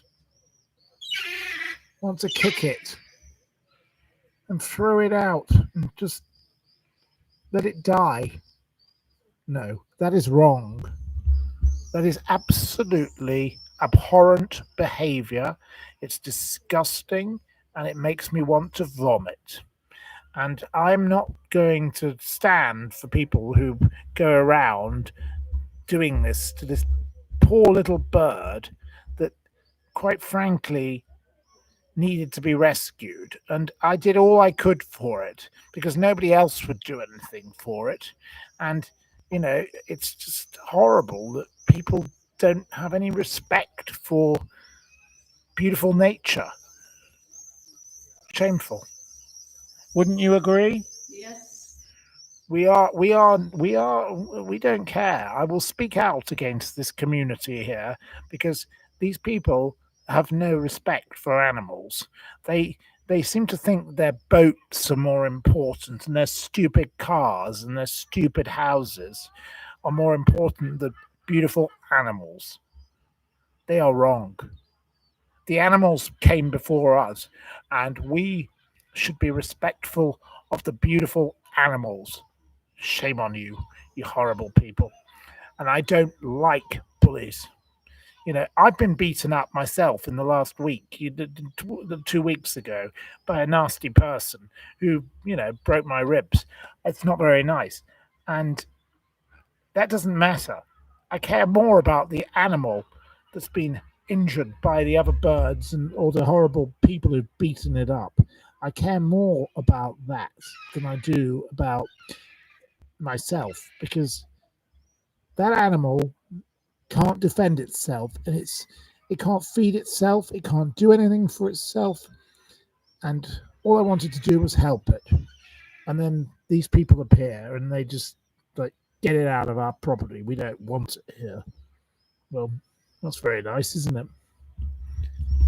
Caring people, eh? Lovely. Class. So, yeah, I will say I'm not very happy with the way of this horrible community here is community. If they're a community, well, why don't they actually treat nature with kindness? So no. Oh, anyway, we'll carry on with the quiz. I'm very sorry, but I just had to make a point about that because obviously the bird is very important, isn't it? Very. We don't like animal abuse. And I've looked after many animals in lots of different places where I've lived. I used to have a crow. I found a crow once and I rescued it and I looked after it and hid it in a barn. And my father's gamekeeper was furious because he said, "Why are you keeping that bloody thing in the barn?" When he found it. And I said, "No, you're not having it." I said, "I'm having it." I said, "It was going to be my friend." And I nursed it back to good health. I've always been into looking after animals. I don't like abuse of animals. It makes me very upset, and I'm going to cry about that poor bird. And it's just terrible. It's not correct to abuse beautiful animals. Don't the hatred these people have. All they care about is their fucking boat. Oh, their dirty old boat. Oh well, clean your boat tomorrow. It's not my problem, is it?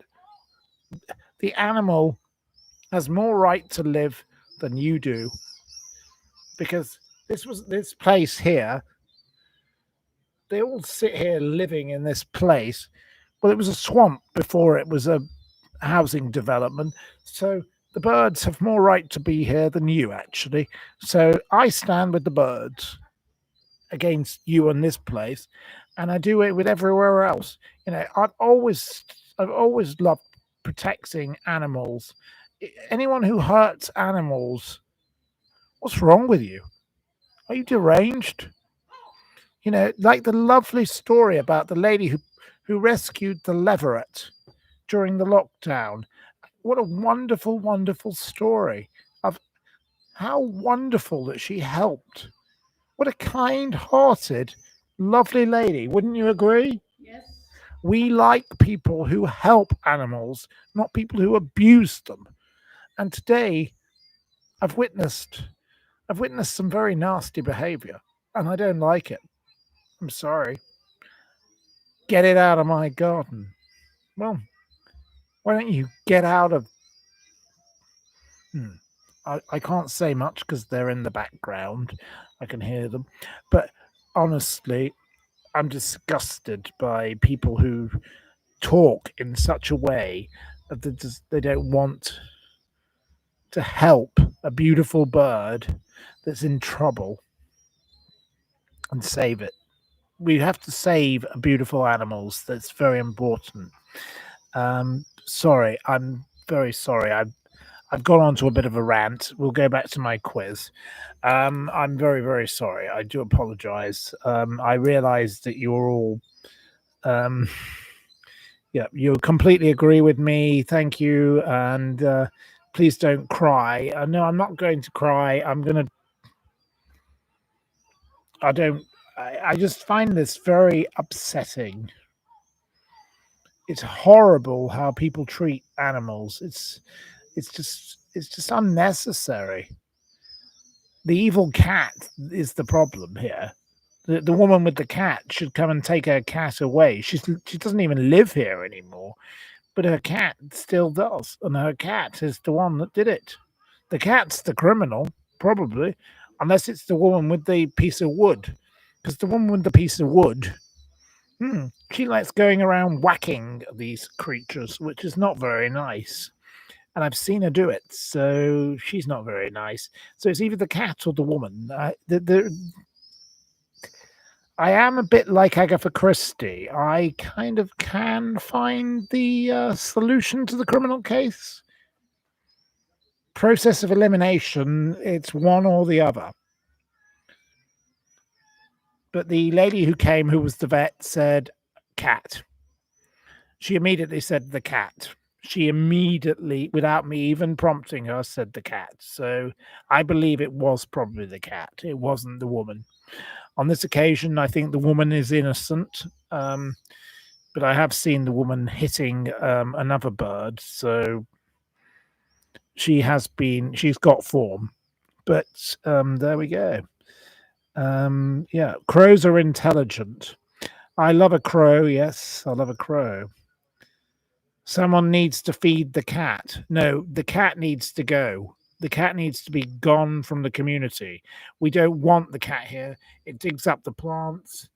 It's violent and it's horrible, this cat. We hate the cat. It's been attacking our plants today. It's already attacked 4 of my plants today. I'm sick of this cat. I don't like this cat. It makes me very angry, doesn't it? You don't like the cat, Diva, do you? No, it attacked. It dug up 4 of the plants today. Nasty cat. The cat has no. The cat needs a home. No, the cat needs to be taken away by its owner and taken to where she lives. She should take it. She lives around the corner in a different place. She should take her cat away. Her cat is a nightmare and it's disgusting. Oh dear, Lauren Sanchez's wedding dress has been stolen. Oh dear, someone's stolen Lauren Sanchez's wedding dress. Oh, we should all be bleating, shouldn't we? Anyway, that's a new piece of news. Breaking news, breaking news, breaking news. I'm just giving you a piece of breaking news from the Daily Mail. Anyway, we better continue with this quiz. Which question we were up to? What was the last question we were on? No, we did the tree preservation order. Okay, what was the life peer Adair Turner best known as the Director General of? What was Adair Turner Director General of? It wasn't the BBC. No, it wasn't MI5. It wasn't Witchfinder. It wasn't ITV. It wasn't the Post Office. It wasn't Channel 4. No, you're not very good at this one. Adair Turner. He wasn't a coffee grinder. No, he did. I don't think Adair Turner. He wasn't the director of a cat rescue home. Well, cats need to be removed from this community, I have to say. Can't stand it. He wasn't the Albert Hall. He wasn't Sainsbury's. He wasn't Scotland Yard. He wasn't Tesco. He wasn't the Bank of England. He wasn't the Ballet. He wasn't Lidl. No. Okay. Have we any more answers? He wasn't the CEO of a lubricant firm. He wasn't the director of Ann Summers, and he wasn't the director of a wine company or Harrods. He wasn't the chief lawyer. Chief lawyer to who? He wasn't the Bank of England. He wasn't the NHS. He wasn't the Daily Mail. He wasn't Pound Stretcher. No, you're not very good at this. Miss Marple gets the point. Well done, Miss Marple, who now goes into the lead with 3 points. Miss Marple, Gecko in here.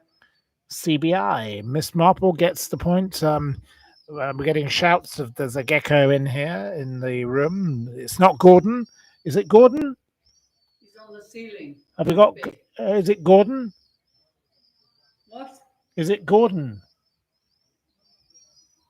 She doesn't listen. I asked if it was Gordon Gecko. Yeah. Anyway, Gordon Gecko's in the room, allegedly. So she's clearly having imaginative thoughts. He's huge. Anyway, right, next question. I'm now going on to the other glass of wine. Right, okay. Right, the next question. With the construction of which dam was Lake Nasser created? Which dam was created? Was Lake Nasser created? Which dam?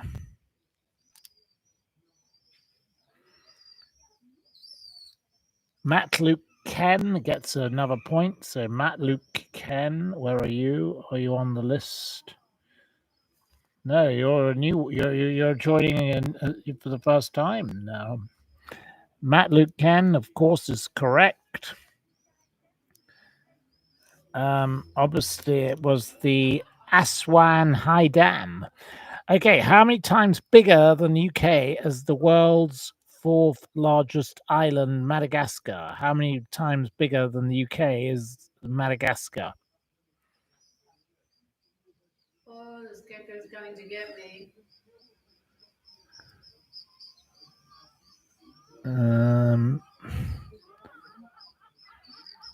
Ion Ionescu can have a second point who says 2 because it's 2.5.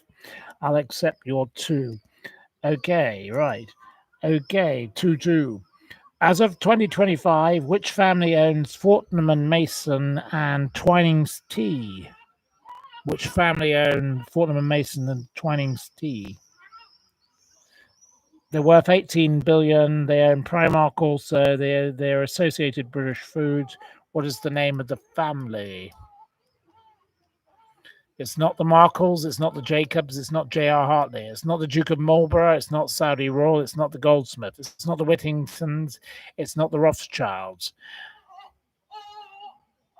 It's not the Simpsons. It's not the Mansons. It's not the Spencers. It's not the Johnsons. It's not the Smedleys. It's not the Marks.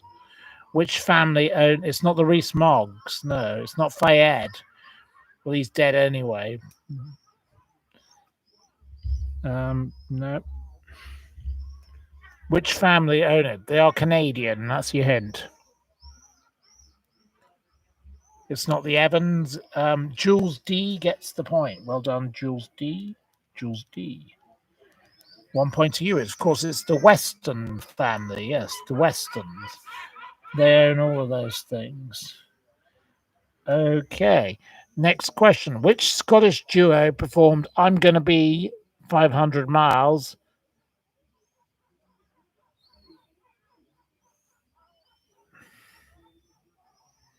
Lewis Petzold gets the point. So 3 points to you. You're now in joint first. Obviously, you know, the 500 Miles is the favourite song of Graham Burns, who performs at the Magnet Pub in Broadstairs, and he sings 500 Miles. He loves that song, and he's raised hundreds of thousands of pounds for victims of cancer. He is a lovely man. We love Lorraine and Graham, don't we? We love Lorraine and Graham. Yeah. From Broadstairs, who raise and they are having their ball. Rain and Graham and the Rain. They are having their ball for their charity, and they've raised hundreds of thousands of pounds on Saturday evening in Broadstairs in Kent. They're at a hotel. They're having a black tie event, and if you're in anywhere near Broadstairs, please go and support them. Please go and join in. Go and sign up for their ball, because they are the best. They are lovely people, and they raise money to stop breast cancer, and try and cure people of breast cancer. And he runs and runs and runs and runs and runs, and he sings the song 500 Miles. So Graham and Lorraine Burns, lovely, lovely people. We love Graham and Lorraine, don't we? Yes. Yeah. We love Liam. She's kind of on a bit of a background check, but we obviously love Graham and Lorraine. So I say well done to Graham and Lorraine, who raise hundreds of thousands of pounds to try and stop breast cancer. What a pair of heroes they are. Community heroes, absolute wonderful people. We love Graham and Lorraine. Graham and Lorraine are two of the best people I've ever come across for charity fundraising, and they're absolute kind hearts, and they're decent people. What a lovely, lovely pair, and they help everybody, and they're just community spirited, and that is such a lovely, lovely thing to be. I love Graham and Lorraine. So anyway, that's my thoughts on them. So please support them. Hello to Cult Television. Cult Television, you've arrived, have you? Yes, we love Cult Television. A lovely friend of mine from England. There we go. Anyway, right, next question. We haven't got many more questions to go. As of July 2025, how much is the Duchess of Sussex selling her revolting Napa Valley Rosé wine at per case? How much does she charge for a case in pounds sterling? How much? It's not $350. It's not $250. It's in pounds sterling. No, the question is in pounds sterling. It's not 250. It's not 110. It's got to be in pounds sterling, not dollars for a start. It's not 200.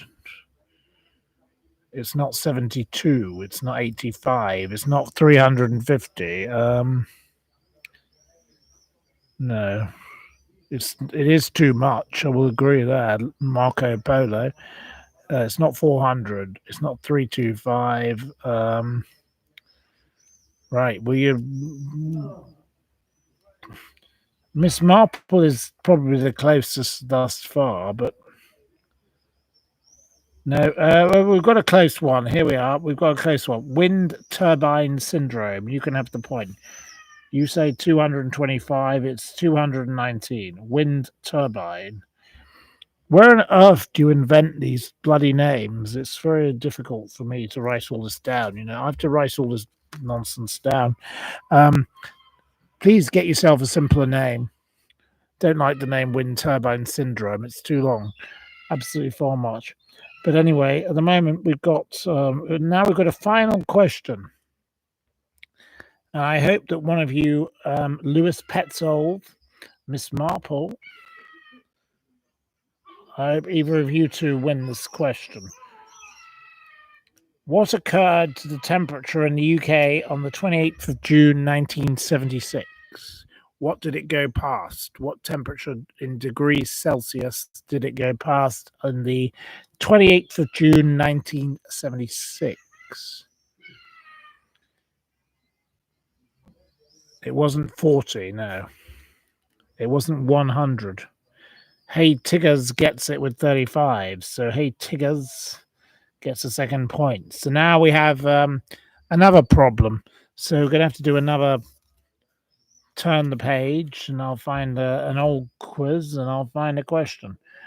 And whoever gets this, the only people allowed to answer the quiz now are Miss Marple, Lois Petzold. So I've got Miss Marple and Lois. Anyone else? I'm not interested in your answers. I'm not going to even consider them. So, right. Are you ready, Lois and Miss Marple? So, where was the magical storyteller and author of Warhorse, Sir Michael Morpurgo, born on the 5th of October 1943? Where was he born? Which place was he born? I can only accept an answer from Miss Marple. It wasn't Ireland. No, incorrect. Or Lois. And Lois is incorrect, Australia. So you've both failed. Try again. I'll give you one more chance each. It wasn't Ha, and it wasn't South Africa. Right, so you both failed again. Okay, right, I'll have to do another question. Right. Of course, the answer was St. Albans in Hertfordshire. You both failed. You're both the weakest link on that. So, right. I'll try again with another question. Different page. Okay, what did Chicken Licken fear would fall on our heads? Miss Marple or Lois Petzold? Lois gets it with the sky. So Lois is our winner tonight. Lois is the winner. Well done to Lois, who is the winner. Winner, winner, chicken dinner. Obviously, it was you who got the thing to fall from the sky. So well done to Lois. The head fell from the sky, didn't it? So Lois is the winner. But thanks to Miss Marple. Well done to all the others that participated in all these quizzes. We had Kitty Roo, Jessica Lav. I don't know what your other bit of name is.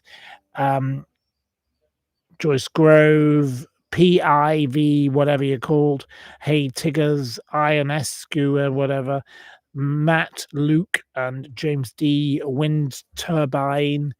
And we had Matt, Luke, and Jonas, and Kitty Roo, and all the rest of you, Verity Brown, and all.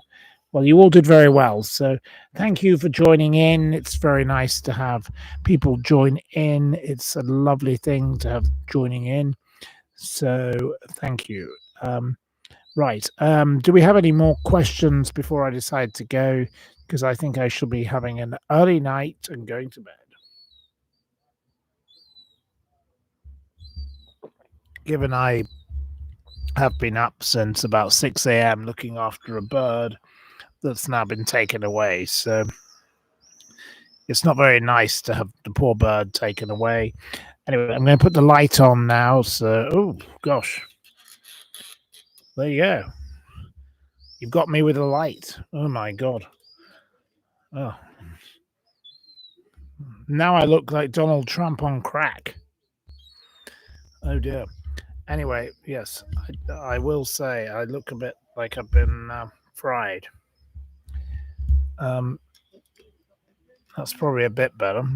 Yes, that's better. So here we are. I've got a bit of light, and yes, have we got any more questions? Any more topics? What would I leave behind if I left in Downing Street? I'd leave a letter saying, "Bog off." If I were forced to leave, if I'd been there and I'd had to live in Downing Street, and I would leave a letter saying, "Bog off." Did Raina bully Reeves? Raina is a bully. Yes, we all know that um, Rachel Reeves is a pathetic woman, and we all know that Angela Rayner is just a horrible, horrible person. She's got no qualities of decency about her, has she? Just look at her face. She's got the face of thunder. She is a nasty, nasty, despicable woman. She's a wicked, evil piece of toe rag. She's one of the worst on the planet. Absolutely appalling. Jane says they're all disgusting criminals. I agree with you, Jane. Jane, you speak sense. Thank you, Jane. Yes. Hey Tigers says that Angela has nice hair. Oh, well, you like Angela's hair? Oh, God. I wouldn't want to spend even 5 minutes with Angela's hair, thank you. But you're entitled if you like Angela's hair. Lady Min, Tell me the question. do you like Angela Rayner's hair? Do I like Angelo? Angela Rayner, Oh God, no. do you like her hair? No. Because this man likes her hair. I don't like anything about her. Miss Perfect actually rightly adds she looks like the school bully who smokes in the toilets. But I don't like the word toilet for a start. It's a disgusting word. You mustn't use that word. And that's where she belongs, in the bog. Yeah. You're going to answer my questions under the interrogation light. Oh, here we are. Anyway, no, I've moved the light outside. You wanted me to have a light outside and do as I'm told. So here is a light. And there we go. We'll see if it works. It's not working very well. You don't like the ginger minge Raina. Yep, no, you don't like her. Well, I totally agree with those who have a disliking for Angela Rayner. She is an appalling woman. She is disgusting, but she probably will be the next leader of the Labour Party, I do suspect. Reeves will be blamed. Reeves will be thrown under the carpet, of course, as soon as possible. And Rayner will be the one who takes over when Keir Starmer's little disaster that he's caused starts to really, really fall apart because he has caused a huge problem for lots of people. So, what I'm saying to you as a lovely audience is be warned. We're going to get worse before we get better. But we need a revolution in Britain. We need something new. We don't need Kemi Badenoch. Kemi Badenough. We don't need Nigel Farage. We don't need those ghastly Liberal Democrat people who are just completely mad. They're completely sandal wearing, complete fruitcakes. He's just absolutely awful. That man who does those silly stunts. I can't even remember his name. He's just a total twerp. We need something new. We have to get a real Conservative Party back to get Great Britain back to what Great Britain should be. Great Britain should be a tolerant society that welcomes people, but it should also be a place that we don't just allow people just to get on boats and cross the borders. We don't need that every day. There can't be 45,000 people since Keir Starmer has taken charge. 1 year and he's got 45,000 people on those bloody boats. Stop the boats. I agree with stop the boats, but we have to stop the boats in a radical way. But we have to also be decent about immigration. We need people to come to this country because nobody works. We don't have anybody who works in any industry. British people are bloody bone idle, and we've got to get rid of the benefits culture. Stop the benefits. Let's stop the benefits for half of them. They don't need the benefits. Make them go to work. Make these people man up, grow up, and show up. It's time for some accountability. We need rights and we need responsibilities. We need a Margaret Thatcher vision of Britain to be brought back into the UK. We don't need any more of this woke. And we need more people like J.K. Rowling who speaks up and says LGBTQ plus XYZ is a load of old shit. We should ban LGBTQ plus XYZ. There's nothing wrong with if you want to be gay, you want to be bi, you want to be whatever you want to be, but just don't ram it down our throats. Thank you very much. And stop trying to compete in sports because it's a complete load of lies. You're not meant to be what you're meant. If you're not what you are, don't be something else. Go and if you want to have a separate section for these people to have their competition. It's ridiculous that we are pandering to this woke wazzicry. I hate woke. The word woke is the worst thing in my entire life. I hate woke. And you all know I hate it. My friend Peter Blexley, he's doing a tour of Great Britain next year, and I'm going to promote him and his tour. Fabulous that he's doing that. At least he speaks out against the woke. He's the chief of Manhunt, the great program. He does all sorts of other programs. He's a wonderful, wonderful man, and he doesn't like all this woke, and I don't like woke. And my friend Amanda, she speaks out against woke. We don't like woke. But well done to J.K. Rowling. I stand with you, J.K. Rowling, and you, Piers Morgan. Well done to Piers Morgan. He also speaks out. I never thought I'd actually find myself liking Piers Morgan, but honestly, Piers Morgan, you're doing very well, mate. Well done. I salute you. And Jeremy Clarkson, well done to you.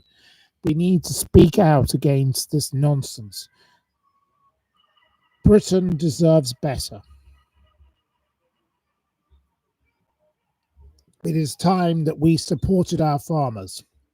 Well done to Jeremy Clarkson, who supports our farmers. Keir Starmer, you're the farmer harmer. You're boring. Oh, now you're a pescatarian. You've given up being a vegan. Oh, well, good for you. Because, you thought that it might get you a few more votes.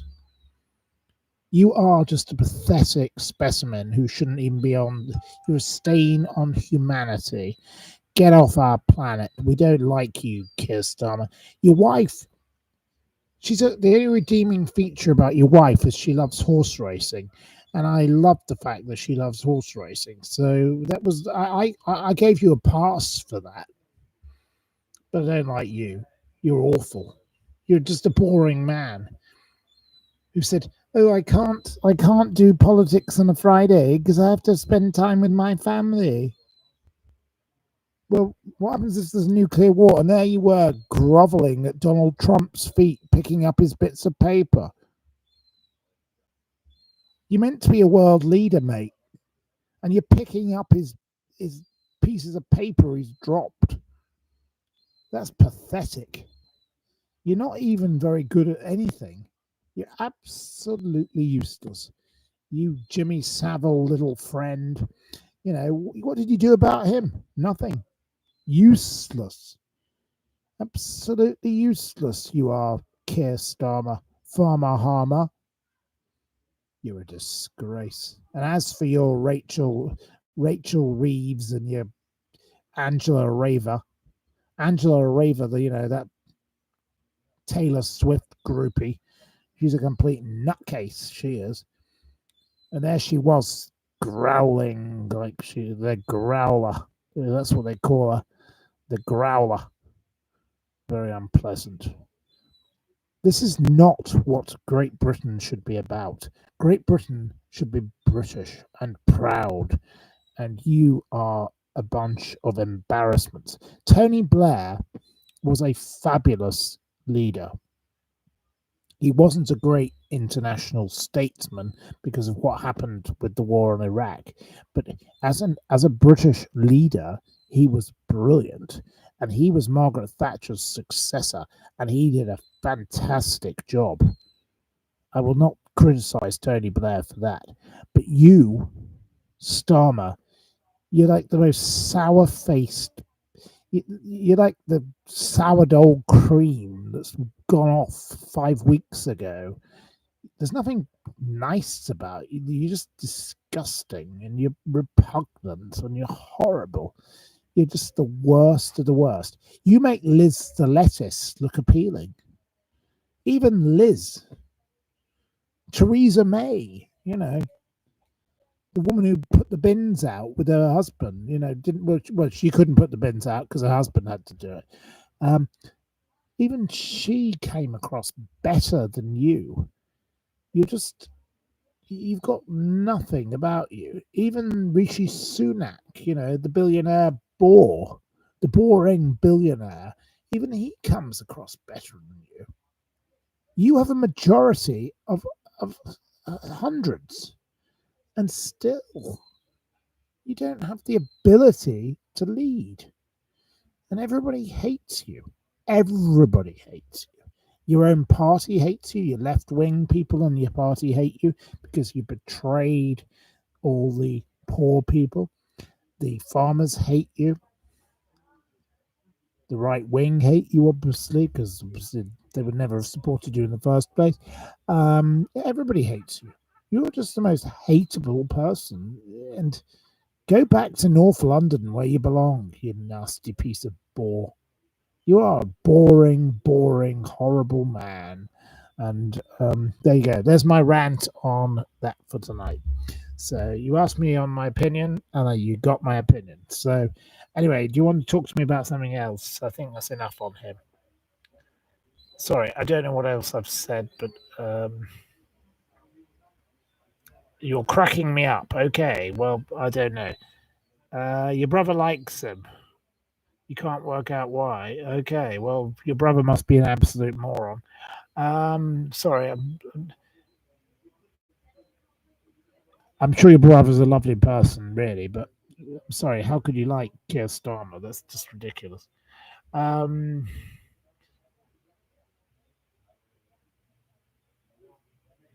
I'll be in prison soon. Yes, okay. Well, yeah, for speaking out against him. Okay, I'll be in prison. Right. Okay. Well,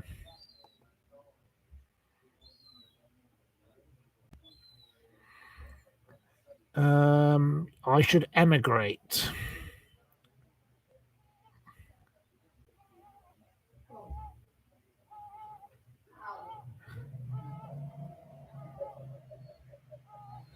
Um, what do I think of Rupert Lowe? Rupert Lowe, well, he's just a bit mouthy. He's just a bit of an attention seeker. He's not very important. Don't think he's got any relevance to any conversation.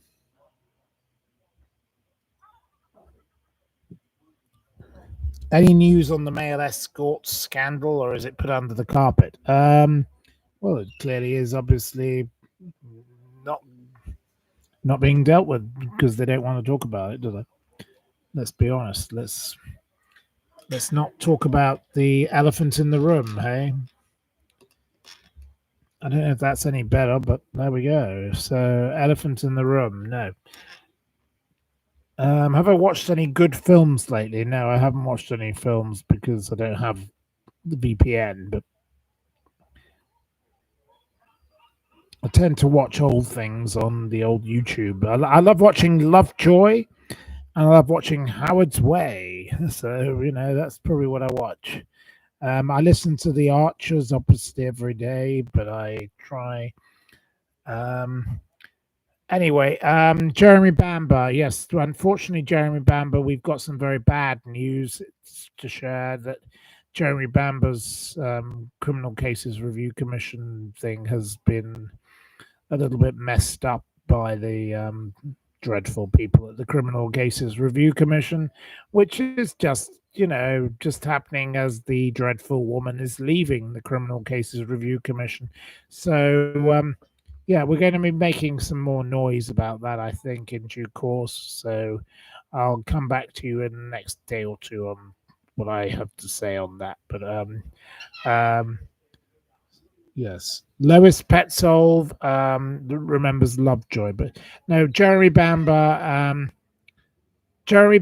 is a man who should not be in prison. It's clearly obvious that the Essex police messed up the case.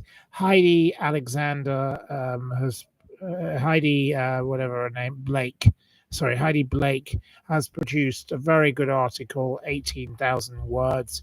And in that article, it does show the many flaws with the case. And one of the Essex police admits to his error, and every single person I have shown that article to has agreed with me that the Essex police should have been censored over what happened, and the CCRC should review this case.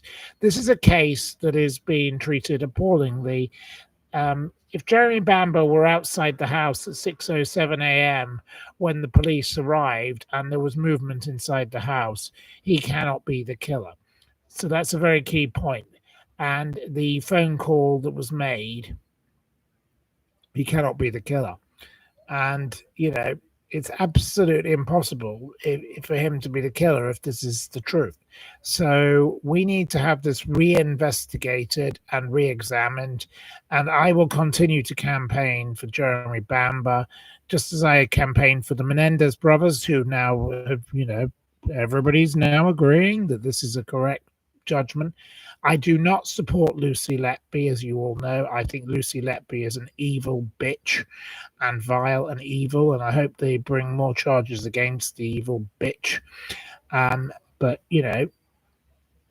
we'll see what happens if they bring more charges, if she's found guilty or if she's found innocent. It doesn't really matter, does it? We'll see what happens. We'll see what happens. But I support Omar Benguit, who is very depressed in prison right now. Omar is not in a good place, and I'm going to write him a letter tomorrow. Omar, I'm very sorry that you're not in a good place, because you're a lovely, lovely man who has been wrongly put in prison, and Omar Benguit should be free, as should Mark Alexander. I campaign for various people who shouldn't be in prison. I also believe that certain people like Lucy Letby should be kept in prison for the rest of her bloody life. Myra Hindley, all these evil, evil, evil people, lock them up and throw away the key. Not everybody who's sent to prison is innocent. Not everybody who's sent to prison is guilty. And I can tell you, Jeremy Bamber is an innocent man. I went from 40% convinced that he was innocent to 99%. I campaigned for Jeremy. Jeremy is a good man, and Jeremy deserves justice. Justice for Jeremy Bamber. I support the campaign. Wouldn't you agree, Lady Min? Yes. We want Jeremy Bamber to be given an opportunity to at least have his case heard again by the Criminal Cases Review Commission. They may decide that he's guilty as hell, but they may decide that he's actually innocent. But the policeman has admitted he lied. And the policeman is at the end of his life. And Jeremy has been in prison for all these years. This man will not live forever. You know, they've got to do it in time that this man can give the evidence. Shame on you, Criminal Cases Review Commission, and shame on you, Essex Police. You are disgusting that you've taken away this man's life, and there is so much evidence. The 609 phone call. How could a phone call be made inside the house when he was standing outside from 3 o'clock in the morning with the police? Are you that dumb? He was standing with the police when somebody inside that house made a phone call, which means that the person inside that house was the killer, not him. It's the most important piece of evidence, in my view, of the whole lot. How could he kill these people when he was standing with the police? Are you thick? Are you really that dumb, you stupid people? No, you wanted to pin it on him because it suited your narrative. You are a corrupt police force, Essex. And, I know all about the Dr. Jones case, the Range Rover murders, all the other cases. You messed them up as well, didn't you? Essex Police. You're only second to the Metropolitan Police, who, Wayne Couzens, the rapist, lovely Wayne, who's now getting £25,000 for his back surgery. This is batshit bonkers Britain. A man who goes around murdering poor innocent girls gets £25,000 for his back surgery in prison. Is that correct? What is wrong with you, you stupid people? He is a revolting man who killed an innocent girl who he lured into a car, and then he raped her and killed her. And he was a police officer. Shame on you. Shame on you. And now he gets £25,000 for his back surgery at the taxpayer's expense, because he's a prisoner, so he can't pay for it himself. Don't give him back surgery. Let the bastard die. That's what I say. Let him rot.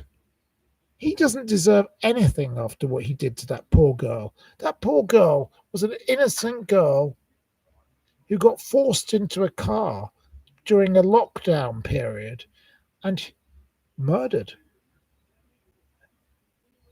Why do we care about Wayne Couzens? Wayne Couzens, who was known in your own force, the Metropolitan Police, as the rapist. That was his nickname.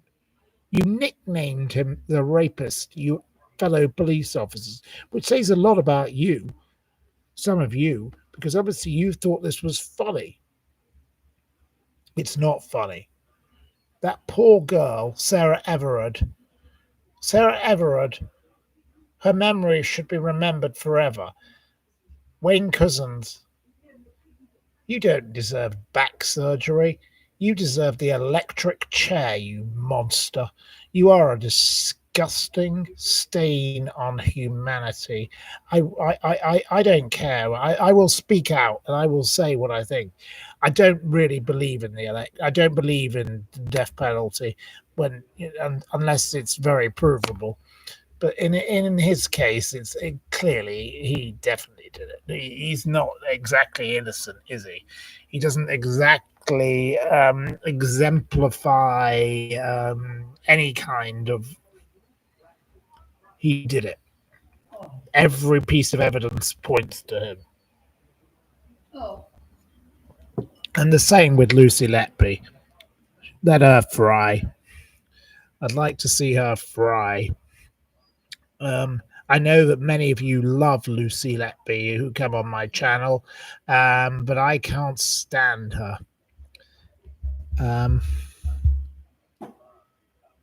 Right, Pig would like to know if we'd like some snacks from the UK. Well, we like mini cheddars. That's all we really like. That's what we like. Yes, Letby is a piece of work. What about the recent arrest? Well, if they were complicit, they're just as bad. Anyway, the bird is making a racket, so it's back. Anyway, so yeah. So anyway, thank you very much for participating in my quiz. Yes.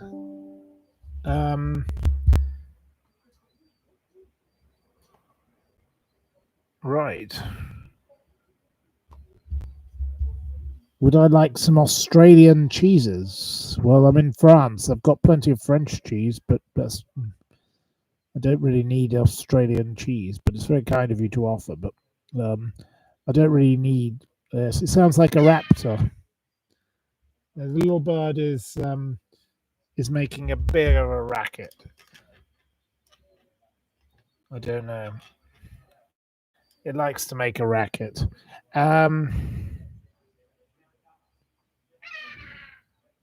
You like French onion soup?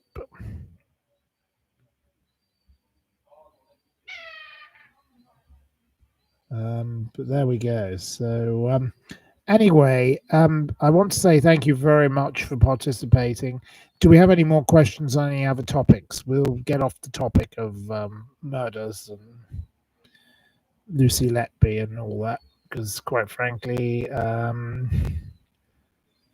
there's no point having any more on that.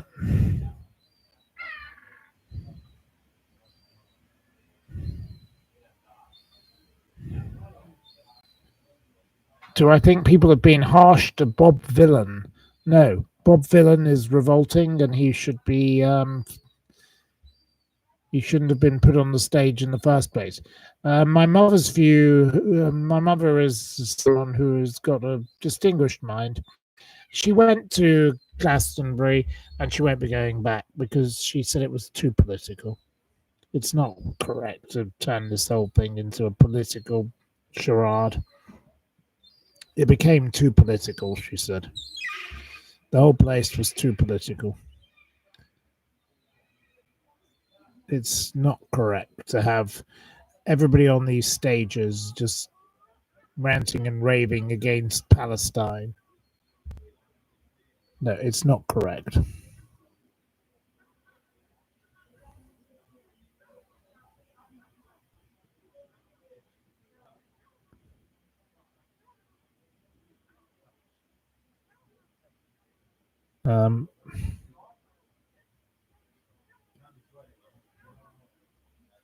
Well, I don't know who's in the YouTube jail. I've no idea. I don't decide who goes in and out of these jails and all the rest of it.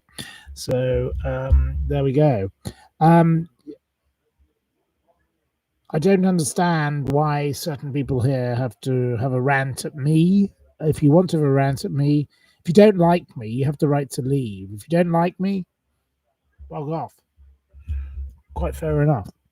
Fair enough. Not really interested in people who rant. I don't need ranting.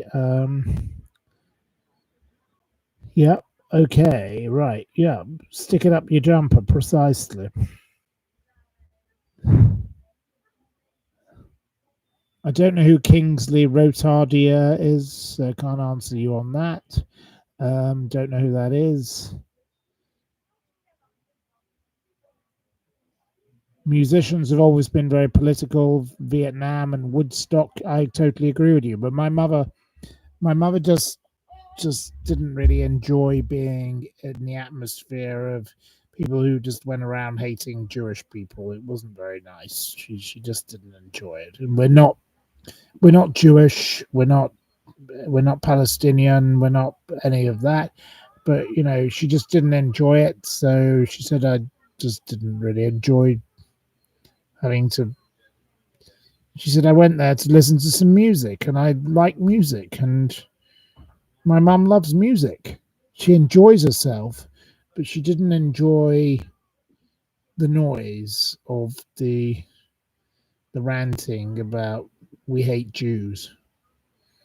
She thought it was horrible. She said, that's just not what I signed up for. And that's fair enough.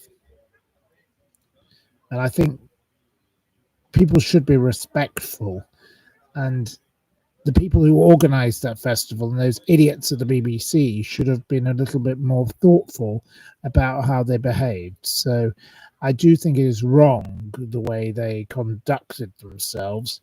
And my mother has the right to express her opinion. And my mother, I agree with her. I totally agree. I wouldn't go to the Glastonbury Festival myself because it's just not my kind of thing. But I think these Evis people who've been paid plenty of money by the BBC should have been a little bit more thoughtful about what they did and inviting that revolting Bob Villain and whatever the other one was called. Well, just think. Invite somebody else. You don't have to invite somebody who's so political. Not correct. Sorry, no, don't agree with anybody who defends their right to perform because they're ghastly. But no, it's not because they're just obnoxious. They're not actually speaking any logic. And you all know that. If they were trying to say some logical point about the war in that place, then that might be different. But these people are just, they're like, we want to kill Margaret Thatcher and dig up her grave. Oh, for God's sake. Are you deranged?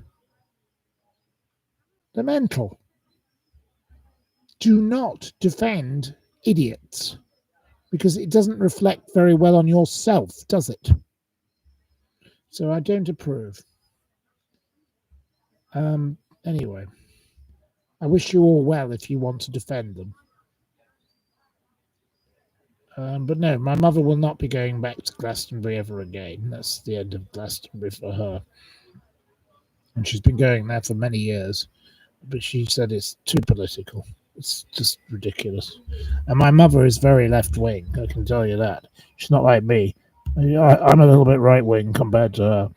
You all think I'm some kind of bleeding heart liberal, but my mum's very left wing. No. She won't be going back there ever again. Not after that. It was too much. She said it was upsetting to have to endure all these angry people who were just shouting and ranting, and she said it was unpleasant. It's an unpleasant atmosphere, and it was wrong what they did. So enough is enough. Anyway, it's going to be their fallow year next year, as Miss Marple points out. But no, we won't be. She won't be going back ever. No, she said I've done that now. Over. I totally agree. Rod Stewart. Well,